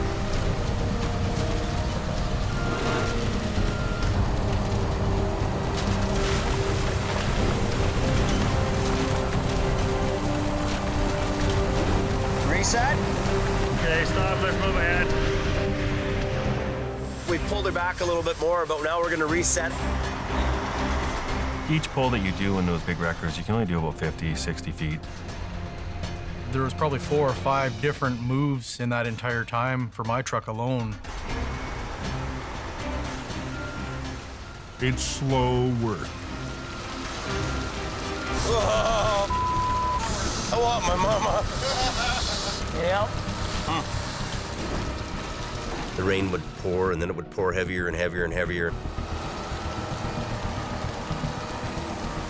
I've never seen rain like this in Alberta, you? No, not like this.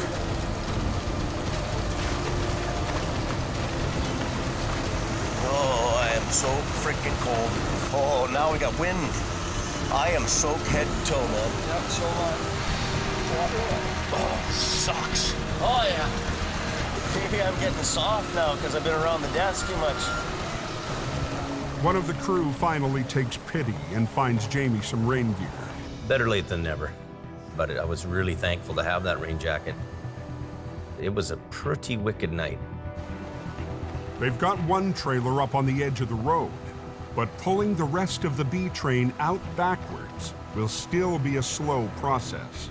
Lots of winching, resetting, moving, winching, winching, winching. So Jamie wants to take a shortcut. Why don't we just lift the trailer and the tractor back end and just swing it over onto the road? Are you gonna pick this up and swing it over? Yeah, well, let's do a lift from right here. I could probably lift. If we back you up a few more feet, you'll get that landing gear on the pavement. I'm just gonna do this. Boom. And you'll still, like, it'll just do this. I don't like this. We're gonna try to just lift this up and over here. Bit of a stretch, I'm a little bit out there, but we're just gonna try to lift it and bring it out. What do you think? Not good. When that truck and trailer goes in the ditch, all that grain might have moved from the back of the trailer to the front of the trailer. I feel safer that set of tires on the pavement. I know the rotator can make that lift, and it'll make it all day long. You know, I've done it before. Well, you're lifting straight up. You're not lifting straight up. I don't think it's gonna do it. Everybody good? You need to have a conversation between all of us to make that final decision to do that final lift. But Jamie isn't waiting. That clear. I'm trying to dance this tractor trailer over back onto the roadway. You're booming up? I'm up. I'm paying attention to the wreck. Hold it, buddy. Hold it! And I'm not paying attention to the wheels are off the ground. Bring her in, James. On Highway 1, just west of Hope, BC. With the wheels of his rotator lifting dangerously high off the ground. Hold it, buddy, we're ripping. Jamie's rigging is failing. That strap's not gonna make it. Jamie, no, not good. When you see the rotator start picking up any higher than a couple inches, if something fails, the weak link, chain, strap, cable, anything, it's catastrophic. Thanks to his brother's warning, Jamie has narrowly avoided a disaster. That's life giving you a warning shot over the bow. It's like, hey buddy, pay attention here. I'm probably a little rusty, pushing the envelope. I maybe should be a little more cautious about what I'm doing. Okay, let's go, Murph. They got the wheels back on the ground in time. And before he stopped, Jamie managed to move the wreck a few feet. Keep pulling. Putting it in prime position for Merv to pull it out from behind. Little bit by little bit. Yeah, that's it. One more pull from the front will put the entire B train back on the highway. All right, Jamie, try that much.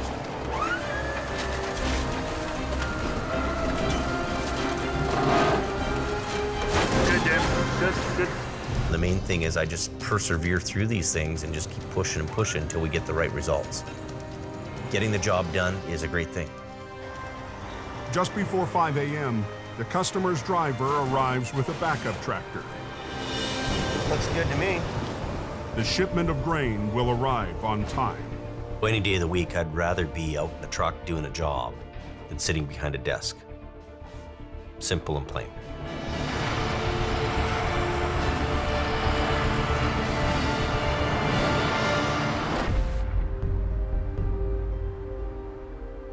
The next evening, Jamie's thinking about how expansion has pulled him away from the road. And he wants to talk to a guy who's part of a much leaner operation. It's Jamie. Super James. How's it going? I heard you had some coffee on here. Yeah, how you been? Not too bad. Come on, Sam. You know, there's some days I look at Al's operation and I go, maybe I should get back to that again. That'd be nice. I get away from the truck for 2 or 3 days and you start to get the shakes. You want to get back to it? Yeah. Yeah, you miss it. You know, I'm not driving as much now because I seem to be this manager guy that I don't really want to be. Yeah. I find myself frustrated. Yeah, I can understand because I like it simple. I kind of envy him in a way. Why do I need to employ 50 people? Should I employ 6, myself and 5 guys? Take care, James. All right, Al. See you later. See ya. I don't think I'd want to be in his shoes. Definitely not so much. Too much stress.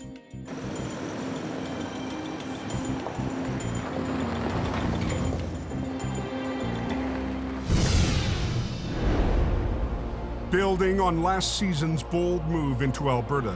More work for Jamie. We have a jackknife semi in a ditch. Jamie pushed into new territory and a whole new highway. Yeah, she ain't good. She's pretty slick out here today. But managing his growing business and building a new fleet kept Jamie chained to his office. Nobody told you, Jim, there's a rollover 184th and 16. After losing some of his most trusted crew. Hey, buddy, how's it going? Great. Jamie had to rely on a team of unproven newcomers. You will learn stuff from me.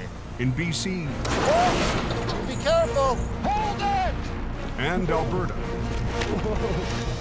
Last year's rookie. Come on! What could go wrong? Got a big promotion and needed to step up fast. Looks like a war zone.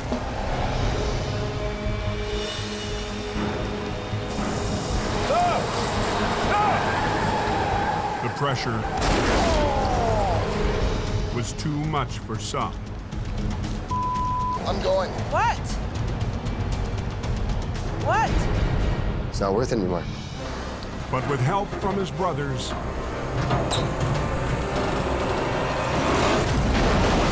Sick. Jamie's new team Take that, Jamie. came together. Yeah, it kind of looks shaken up, but that's not going to stop me. One piece at a time, eh? Proving that closure is never an option. Exactly what I wanted it to do. Decent, Jimmy! Decent! Couldn't even have done it better myself, Colin. Yeah, man. Whoa! Yeah! Nice. Thank you. Did you see that? That was beautiful. Now, Jamie has to decide if his success is worth the price. The one thing that I brought back kind of with my coffee with Al is, really, what is success? Jamie Davis is en route, just coming up to the 3-5 split. It's a question that Jamie must answer before winter returns to the mountains. I don't know what the next year will bring for me or the company, but I do know one thing: we're going to have some change, and it's coming.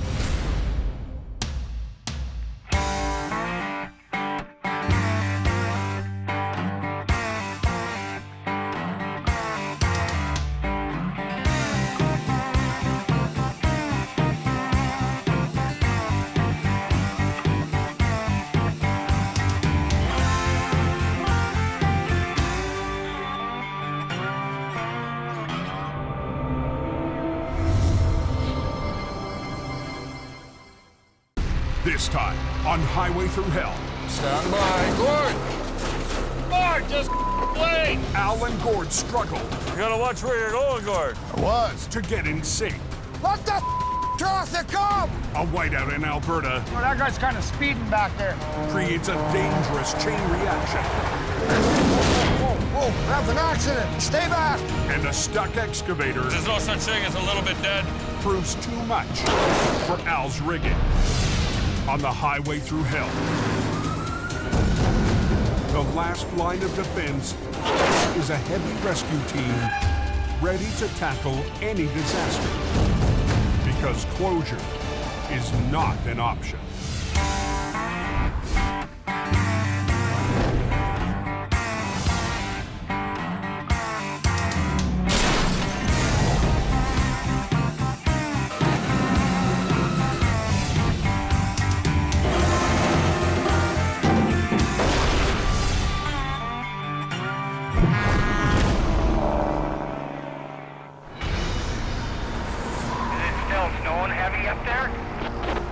Pretty good, yeah. The weather's moving so fast, it seems right now. Who knows what's going to happen? Daybreak on Highway 881 south of Fort McMurray, Alberta. Southbound is completely closed. Strong Arctic winds are whipping up heavy snow, blasting the highway with the worst blizzard of the year. It's so real heavy, you just can't see the roads. Blinded truckers struggle to stay on the road, but it's a losing battle. Chances are forecast it says winter time. Hoorah! At Jamie Davis's shop in Lac La Biche, We have a 15-ton wrecker, and across the road we have a smaller car, also in that area in the ditch. temp operator Randy Jackknife answers the call. Don't look like there's been any sand trucks on this highway, so we really have to be careful. 881 is like the Wild West. I mean, guys are passing. It's a narrow 2-lane highway. There's a really reckless cowboy mentality on that highway. It's just before noon when Randy arrives on scene, 90 miles north. It's like he got snow blinded or something and took the ditch. A crane truck lost control and plowed off the highway into deep, heavy snow. Let me look at it. Dispatch told me it was a 15-ton crane. He was no 15-ton crane. That was a 31-ton beast. Yeah, I'll run my sling around there, and I'll run my cables out to you. There'll be a sling pole.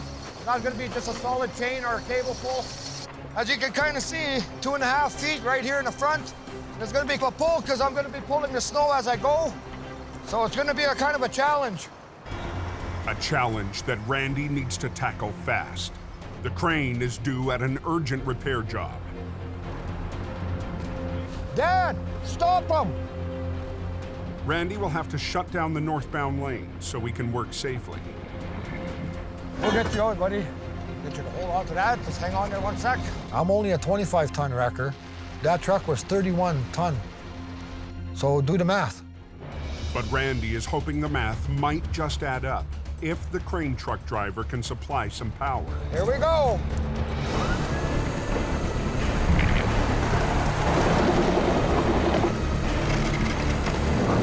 Come on, Mike.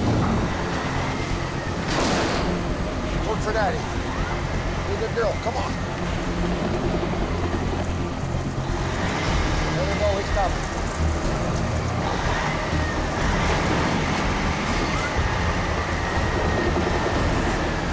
Hold on, buddy. I'm gonna reposition my truck, get a better straight out of pull out of. Randy's got more than just the recovery to worry about. Let him through! Visibility is getting worse by the minute, and that's creating a new risk. Even with traffic control in place right away at the accident scene, if people aren't paying attention, they roll up on an accident scene, they come around a corner, they see a car parked in the middle of the lane or a truck, slam into the back of it. Okay, Dad, stop him! Stop him! It don't take long to get another accident happening. Things happen fast on that highway because people do not slow down. I probably got a mile of traffic on that side backed up already. And you can see visibility is getting more treacherous out here. There's absolutely nothing. Gotta have your game on here, man. Holy hammer down. I'm gonna reposition my truck now. Kind of make it fast so I don't want to get traffic jammed up.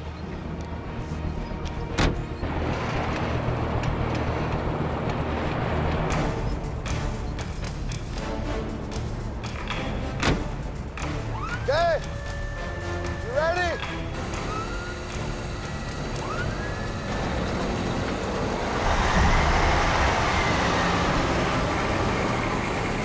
She's coming. I see success coming. Randy coaxes the 30-ton truck to the shoulder. Come on, baby. Don't let me down. Sliding back over into the ditch. But his 25-ton record is struggling to winch it over the lip and onto the road. I need to get him off, and I need to go to assess the problem over there and let traffic continue to go. Hey, hey! Pay attention! Slow down, pay attention, quit taking pictures! And the combination of high speeds and low visibility has Randy on edge. Got to deal with other people too, eh? And that's not good to have somebody do like that.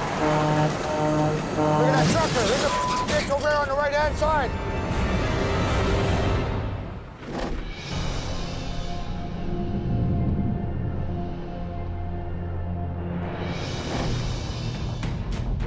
"900 miles southwest. That's a bit of a temperature change. An early spring thaw has hit the mountains east of Hope, BC. Oh, look, it's a trailer side of the road. But at Sunday Summit on Highway 3, Al and Gord from Quiring Towing are facing a messy recovery. You got a trailer laying on its side full of mushroom compost. Basically decomposing vegetable matter, rotting grass. Check out the drop. I mean, look at how lucky this guy was. Windy corners, steep hills. It's prime towing country, that's for sure. Man.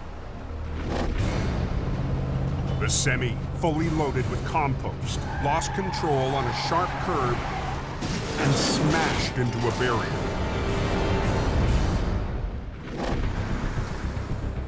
The warning sign for that corner says 50K.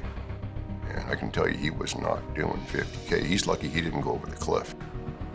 This highway has claimed a lot of truckers. I mean, look at that. The whole cab's crushed right down. He is so lucky. Gord and Al have already hauled the crushed tractor to a nearby pullout. This is what happens when you get overconfident on Highway 3.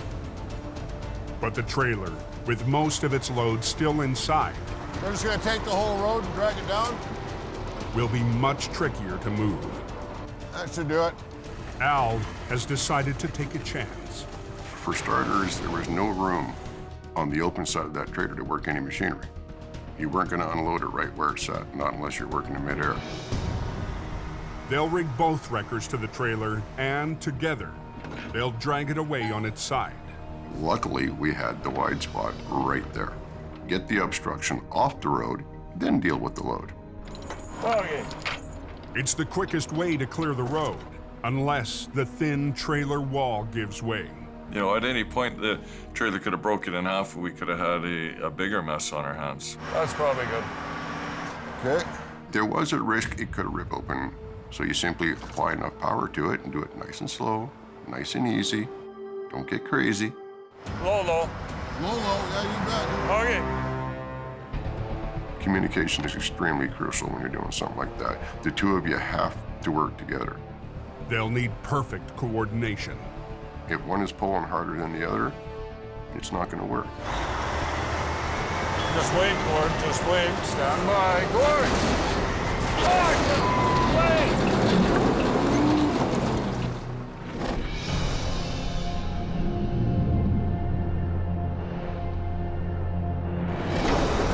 Sliding back over into the ditch. On Alberta's Highway 881, Look at that trucker. There's a ditch over there on the right-hand side. right in the middle of his recovery, Randy's just witnessed a second accident. I don't know what's going on over there. This is snowmageddon, man. This is bad. With the snow getting worse and traffic backing up, This guy's coming up slowly. Randy needs to clear the scene fast. Yeah, she keeps sliding on me. I was pulling him, and he kept sliding over. I moved my truck ahead. He'd slide over. Come on, truck, pull. I think I pulled him, I bet you, probably 150 feet I pulled him, and he kept sliding. Come on, baby, work for Daddy today. Just before 2 p.m., help arrives. Jamie's local driver, Keith Milkey. I need traffic stopped on that side. He's working on that right now. My guy's right there, then I gotta go get. Yeah. Keith has been dispatched to recover an SUV in the ditch, just on the other side of the crane truck. Hey, bud, whereabouts are you from? Houston. Houston, Texas, eh? Unfortunately, I gotta wait until the heavy's done, and then I'll be able to get you, okay? Keith's only driving a 1-ton, but it might be the difference Randy needs. We're gonna anchor my truck to him to prevent him from sliding sideways, and hopefully be able to get him out a lot easier. There you go. Well, we'll go double it. Double it, yeah. You're gonna be pulling heavy weight. Hit! Yeah, just give me a sec to tighten cable.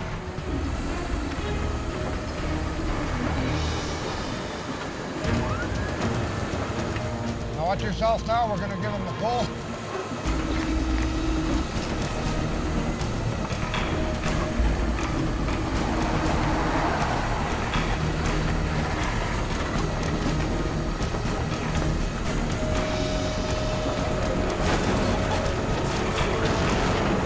Easy up.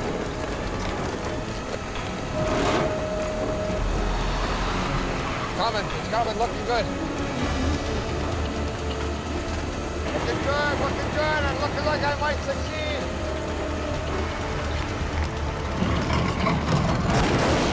Yeah! That worked out better than I thought we would, bud. Cheer the ball. It's all about team effort. Really needed just another anchor point, and that's what I was. Until that sand truck, he can start sanding. With the road no longer blocked, Keith can get to work on the SUV.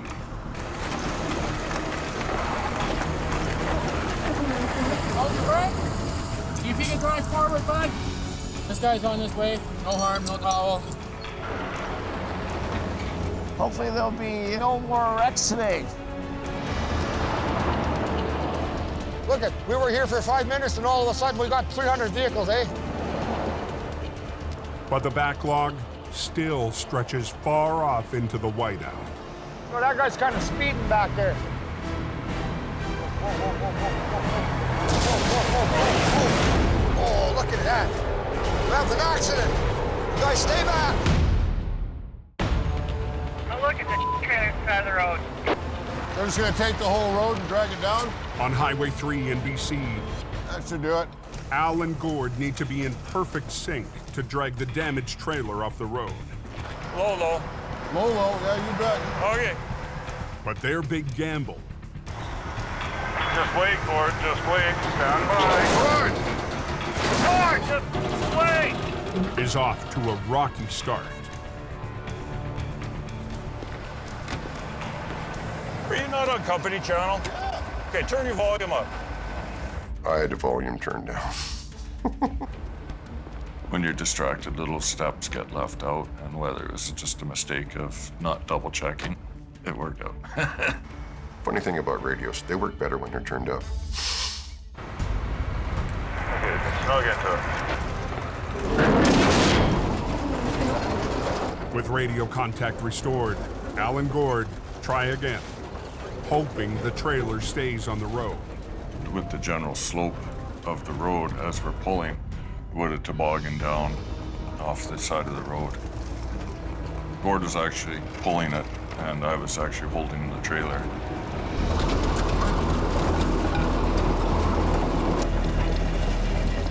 So I'm trying to pull it up and bring it around the corner down into the wide spot. There were vehicles parked in my way, so I was trying to get them out of the way while we're pulling it up. I was trying to watch 3 or 4 different directions at the same time. Easy, Gord, easy.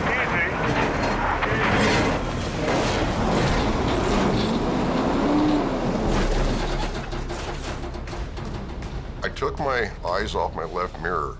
By the time I realized it was about to hit the median, it was too late. It was a dead stop for Gord. You gotta watch where you're going, Gord. I was. Well, didn't you not see where you're going? I was trying to. I was also watching that pickup that was in my way. Things weren't going well, and he was getting a little testy. Back up. Come on, Gord. I do the same thing. I'm just as guilty of it as he is. We act like a couple of brothers. So we had to stop and do a little re-rig for a minute, and then we proceeded. Just wait, Gord, just wait. Stand by. Okay, come on. Just give her a little bit. You okay on clearance there on your side?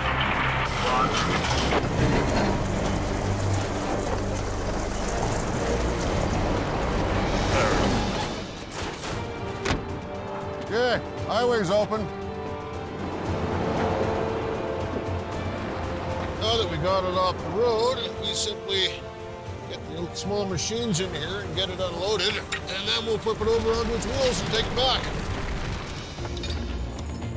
We're just gonna pick it up to oscillate the trailer. It's a big word for a tow truck guy. The trailer was kind of a U shape. It had some sweet stuff in the middle. Taco roll seemed to be suitable for it. We're gonna do a taco roll. It's a little bit different than the old jelly roll. 2 wreckers, 1 wrecker at the back end, 1 wrecker at the front end, picked the trailer straight off the ground and rotated in the air. See if you can let the other side down.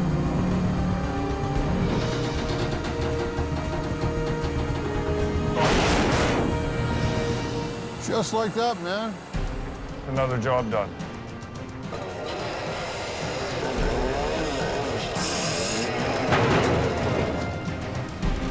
We came, we conquered, we cleaned up, and we're taking home trophies. From the time we were there to the time we actually had the road open, I think was less than an hour. The RCMP was ecstatic that the road was cleared and opened again in record time.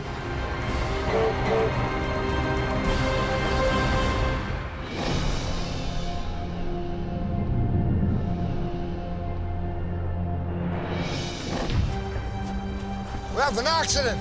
Somebody got rear-ended. On Alberta's Highway 881, Randy's big fear has come true. I call 911 and get location. Get an ambulance out here. In the whiteout conditions, one semi has violently rear-ended another. The second chain reaction so far. Company truck hit a company truck. You guys stay back.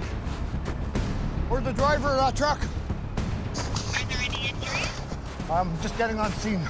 Are you the driver? You hurt anywhere? You're sure? When a semi hits somebody, man, that is an impact. Parts on the road all over. I have a chaos happening and I need backup. Okay, thank you very much. Hold on there, buddy. The road is closed at the moment. When visibility is a tough thing out there, you know, the drivers who are coming along are actually having a hard time seeing the flaggers, seeing the flagging signs, and seeing taillights of other motorists. So very, very real that another collision can take place. I want to assess this side of the highway first and get everybody safe over here. Put all your flashers on, all your lights. The highway's closed for now. And just kind of stay in the vehicle. Don't get out. Randy's priority, keep the traffic backup as short as possible and prevent another crash. Let the traffic come! Told Dan, the other flagger, when you figure you got 15 vehicles, let them through it. I will let this guy know over here, same thing. I got traffic flowing here again through Randy, and hopefully we'll get this cleared up. But some drivers refuse to slow down. This is a serious situation. Slow down!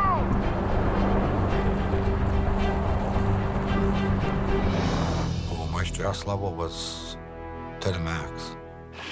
You know, I'm trying to do a job and then look at this carnage, eh? I had tightness in the chest. I just need to find my game here. And my heart was racing, pounding so bad. I was pouring sweat, and it was like minus 20 out there.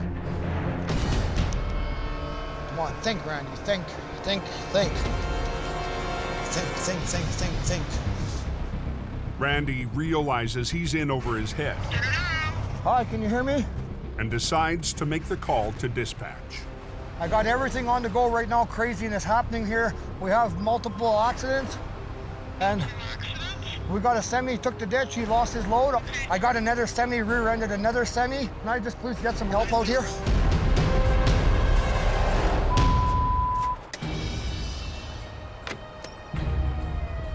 Here comes the cops. On northern Alberta's Highway 881. How are you doing, sir? Randy's call for help has been answered. I'm glad you're here on scene with me now. We can kind of work together. Minutes later, Johnny Tipton, Jamie's Fort McMurray driver, arrives in HR 68. Is there a guy at that end? Yeah, he's got a flagger. Okay. And I got a flagger here. Well, we'll put the flagger on my end of the truck there, on both sides there, so we got both sides covered there, and we'll just let traffic go in and around there. Okay, sounds good. After the additional accidents, and with weather getting worse, Randy needs all the help he can get. There was 4 cars across the whole road and left me no place to go. Johnny gets to work on the heaviest job. What do you call this thing? Planetary gear. Planetary gear. For a big heavy hauler. The planetary gear is part of the drivetrain on a heavy hauler, the biggest dump truck in the world, and the engine of the oil patch. Apparently that thing weighs like 25,000 pounds, so it got a bit of weight to her. Johnny's first step is to pull the semi back on the road. Holy, that ever a lot of traffic. I got it hooked up.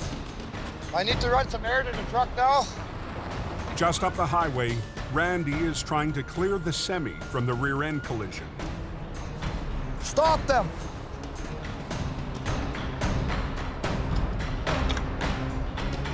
It's good to go.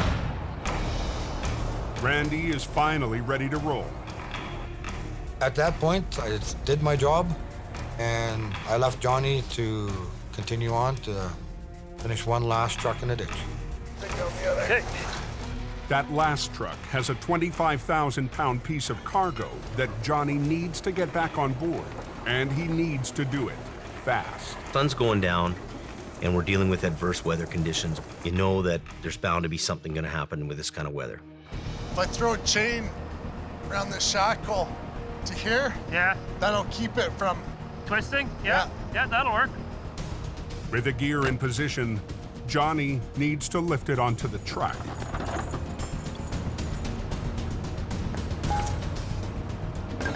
Now, hopefully we lift it up, it'll stay like this and I can just back under it. So close.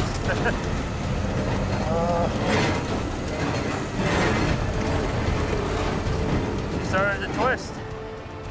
She just wants to rotate whenever we take all the weight off her, so. What do you think, Johnny? Can you get it done or can't get it done?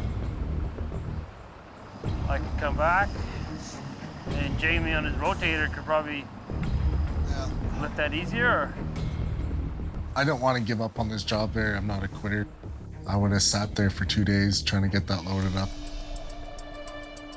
Plan A doesn't work for these guys out on the road. I need these guys to use their heads and come up with a plan B, C, D, whatever it takes. And local driver Keith might have an answer. I got my little wrecker here, so you can use my little wrecker to help spin you sideways. Yeah, I think that's her. Okay, I'll get Dan to get back out here to play. Keith is hooked up to another storm casualty, but he can still use his boom winch. This thing weighs probably more than my truck, so I'm just double lining my load so that way I don't break anything. And we need to get in an exact position so none of us are in the crossfire. Hey, whoa.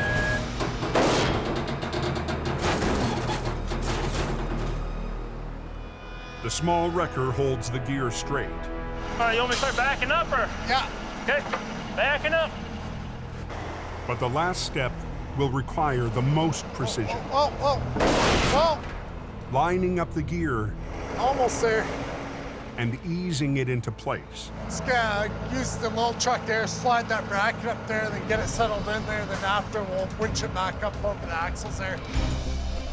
You just want me to pull forward a bit? Yeah. Keith needs to unhook to pull the stand back in place. Okay, winch her in. But that will leave the gear itself at risk of swinging back out of line. Are we good? We good? Yeah. Can you boom it out, because it's catching the lip there? Okay. You need to have it come my way like 1-2 inches. Coming. I want to go home real bad.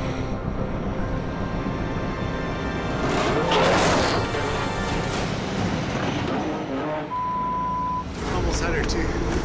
Won't be going home now. Coming. Night is falling on Alberta's Highway 881. I want to go home real bad.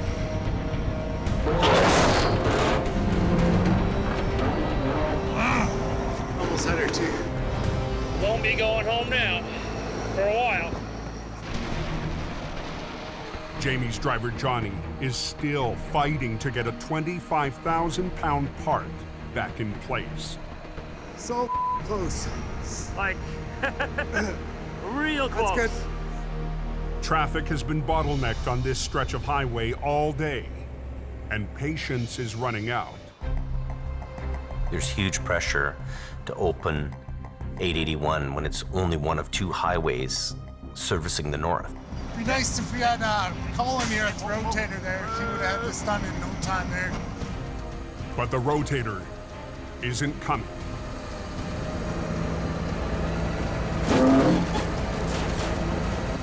With Johnny unable to get the gear at the perfect angle, they try to move the stand instead.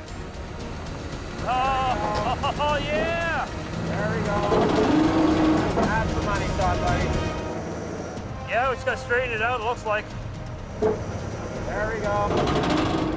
A long day of chaos is finally coming to an end. Johnny is my warrior. Come hell or high water, he gets her done. Okay. She's a bitch, but we got her. Randy, John, and Keith really do a great job. They work their butts off to get this highway open. Everything is brutal out there in those conditions.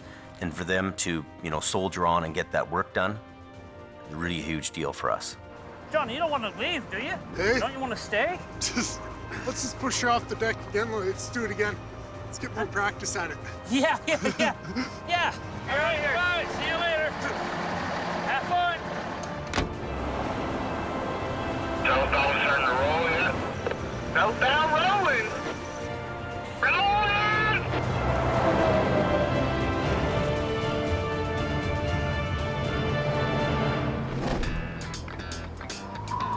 Early the next morning, Randy's recovered from his marathon day.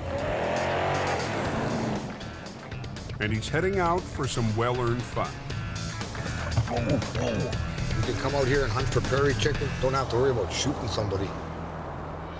Look at that guy, just caught a fish. See? Hopefully we can catch something. And then here's our hole here. It's kind of clear the snow away. Dan! Flagger Dan Spencer is taking his first crack at ice fishing under Randy's wing. Show you a trick, eh? See the line is going, look, it's still spooling out, stopped, right? That means you're on the bottom. Now you give her a little, just a touch more, and then now you jig. Oh, I had a nibble there. No fish yet.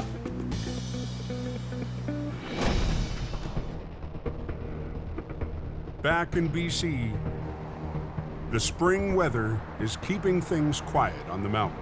A little warm out today. But Mission Towing's lead driver, Neil Wakefield, is heading out to an unusual call in the Fraser Valley. Got a RCMP call that there's a car submerged underwater in a culvert. But we've only got a short period of time. We're looking at about an hour and a half before we run out of daylight. You're gonna use one truck, Neil? Neil's boss, Jordy DePerrin, is busy on another job. Neil is kind of my right-hand man. Neil's the guy I kind of lean on if I'm not here, if I need something done. You're done. Good job.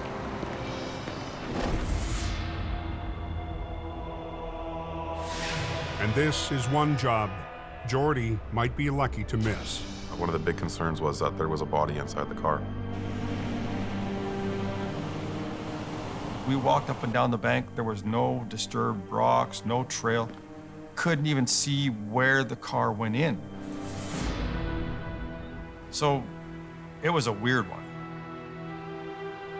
This one here supposedly has already got plastic on one of the windows. So it makes it sound like it was probably a stolen car. Let's hope it's nothing else. Neil has called in another truck to help with this job, hauling a special piece of recovery equipment. Yep. One guy to run the tow truck. We're gonna put two guys in a boat. We're gonna go out there and fish this thing out of the water. Okay. Almost like watching a horror movie. You know, you're kind of expecting something to be there. There we go. Okay. It could have been a suicide.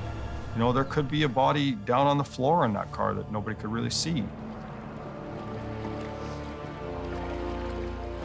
You try to be as calm as possible. You sort of take the focus away from what you might see. The best rigging option is through the sunroof. There, that's enough. Feed it right through, yeah. Okay? Yep.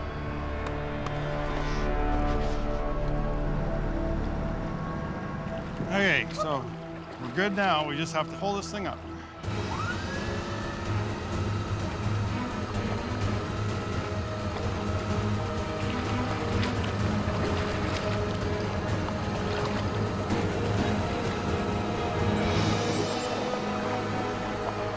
As the car hits the bank, the crew gets their first real look. You see in there okay? It's all clear.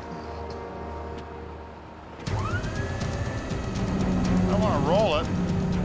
We have to bring it out without doing damage. We need the police to be able to do their investigation without us have tampered with too much stuff. We're gonna have to rehook, Leo. This thing's heavy now. In BC's Fraser Valley, Mission Towing's Neil Wakefield is trying to winch an abandoned car onto dry land. And I'm trying to keep it from rolling over. Without flipping it on its way up the bank. We're gonna have to rehook, Leo. The car could contain evidence of a crime. Okay, what we got to do is we've got to unhook and rehook because being that high, it wants to roll over. Yep. Once we hook to the wheel, then we can just pull it right up.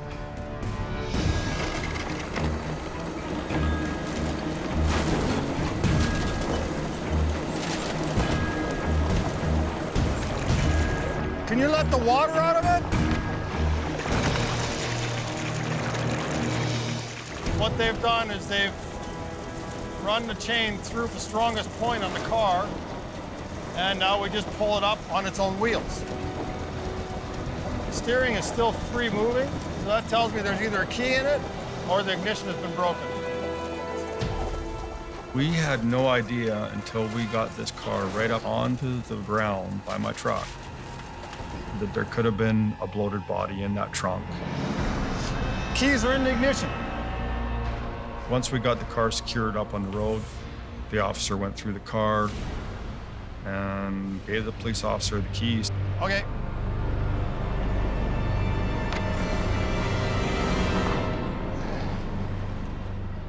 There was nobody in that vehicle.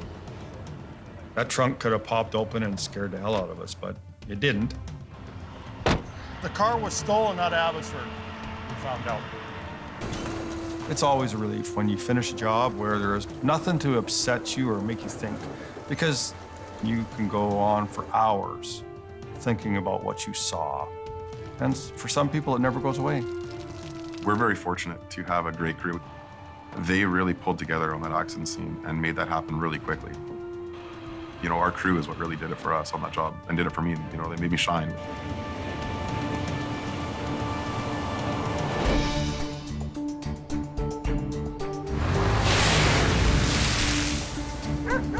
So I guess we got that new winch on, eh? Yeah, it is. The next day at Jamie's yard in Hope, school is in session. Okay, so it's an 8,000-pound winch, right? 8,000 pounds, yeah. Robert, Jamie's new head of traffic control, has been busy patrolling the Coke for wrecks. Oh, it's the first one to go up with the Tundra. It's a good truck, and seems like I always find them first. These are things that you think about when you're winching, right? So he's a go-getter, and he's willing to work, and he doesn't give me no attitude. He just gets out there and gets it done. Even a close call. Stop! Stop! With a runaway semi. Oh. Couldn't stop Robert from doing his job. Yeah, it kind of looks shaken up, but that's not going to stop me. So Jamie's decided to give him more responsibility and a new tool. One of the reasons we wanted to put a winch on this truck is because you're up the Coke and you're doing all kinds of different jobs. So winching would make this truck more money, right? Mm-hmm. So you do your flagging, service calls, unlocks, boosts, tire changes, and now we can do winching.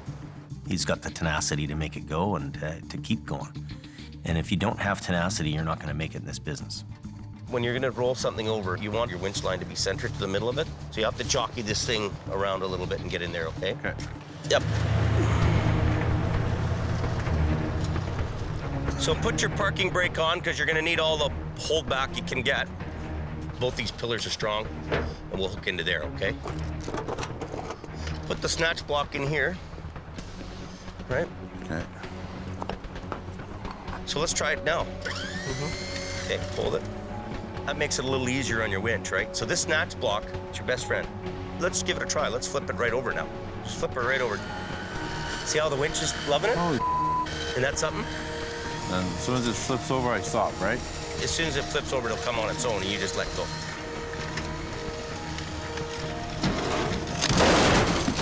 Right? Wow, you can do that. Yeah. We don't need to use these big, expensive tow trucks for all these little jobs. You could be doing it, right? And you didn't think this truck would do that. No. Right? These little pickups are going to be the biggest revenue sources we have. Look after her. She's a brand new winch. Okay then, my friend. Okay. See you next, boss. Yep.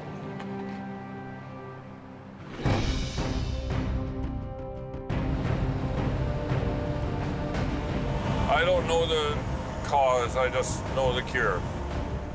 60 miles east, Al Quiring is on the road and ready for another challenge. He's got an excavator stuck on the riverbank here because it's not a very good spot. The location is in an old abandoned mill on the mighty Fraser River. And the Fraser River was trying to claim the excavator for itself. You've had it running today yet, or no? Not today. Okay. The early spring thaw has swollen the river into the excavation site. Springtime jobs are messy. The snow is melting. Just turns into a quagmire of mud. Yesterday, the 70,000-pound excavator got stuck in that quagmire. All efforts to free it only made the problem worse. It was in quite a deep hole where they had been digging around, and of course, you know, gravity has taken effect. It's only going to keep going deeper the more you dig around it. What we might have to do is just get a scoop so that all that water around your tow hook hole clears away. I would say that'd be almost bottomless there once you start agitating and working it, because you're just going to keep going down till you hit China eventually. If you pick your boom up, will the machine tip forward a bit? It won't even. Won't move at all? It's probably about 70,000 pounds. Add the friction of the mud, you could be using almost 200,000 pounds of pull to make that machine move. It'll be close. It'll come down to what the tow truck can grab hold of. Luckily, they had somewhat stopped while they were ahead. We were still able to get down to the tow hook. And the crew has already started rigging with their own gear. What size of a shackle you guys got in there? 1 1/8? 1 inch. It should be all right. The shackle that I happened to see looked adequate in size, and we hooked my rigging on there. Put this in your shackle, the pin through the loop. Yeah, right into the big shackle. That hook will go onto the small ring there. Perfect. Before Al even attempts a pull, he needs one simple but very important piece in place. If I didn't have that big log, my outriggers would have just punched right through the mud, and I probably would have dragged myself right into the hole. We're gonna be putting a lot of pressure on there. Something snaps, high tension leads. Take 15 steps back, because there's no such thing as a little bit dead with this, right? I've seen it happen before where rigging's gone flying up in the air and landed on equipment or people, and it's had catastrophic results. So we're giving her some pull. Try not to spin your tracks excessively, just go real slow with them.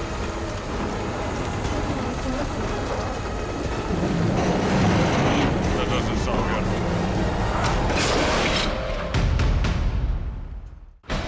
Take 15 steps back. In BC's Fraser Valley, Al Cliring is trying to free a 70,000-pound excavator firmly stuck in 6 feet of mud. It's battle of machine against machine, really, it is. As Al adds power, the mud refuses to let go.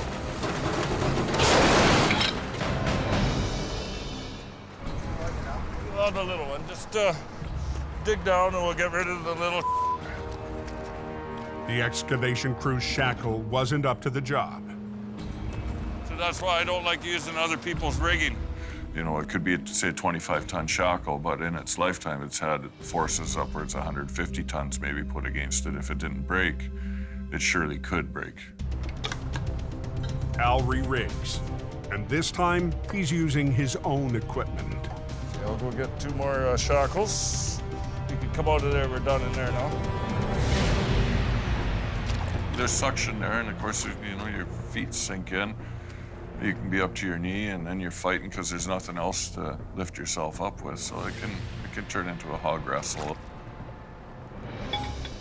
Rigging his line through a snatch block will double the pulling power, but Al's not stopping there. Flip the blocker on. The work crew's second excavator will back him up. First, they've got to jar the excavator loose from the grip of the mud. Because the tow truck is working, vibrating, that vibration transcends down the cable, and it'll start, you know, basically kind of shaking the machine. You might not see that harmonics. And with the force, it's going to slowly release the suction, and once you break free of that suction, now you can start pulling. Al still has to get 70,000 pounds up a steep slope. Sometimes you have to get the front tires of the tow truck up in the air and give it 5 or 10 minutes, and you'll see it slowly start coming down, and just pull on her some more.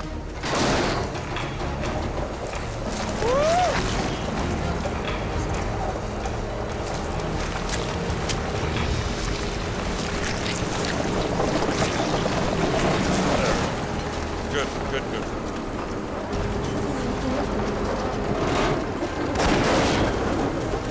Slow on the tracks, slow.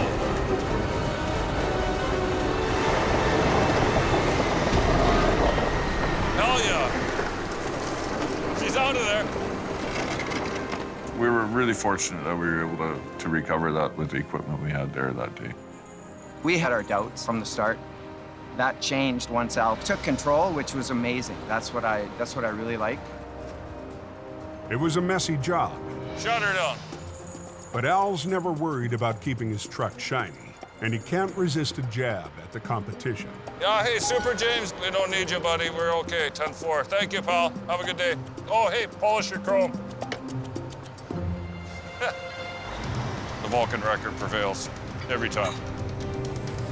My family's business has always had a good reputation of seeing difficult jobs through. Some people are born to be piano makers, others are brain surgeons, others build rockets. Well, if you don't have it in you in the first place, you probably won't succeed in this business.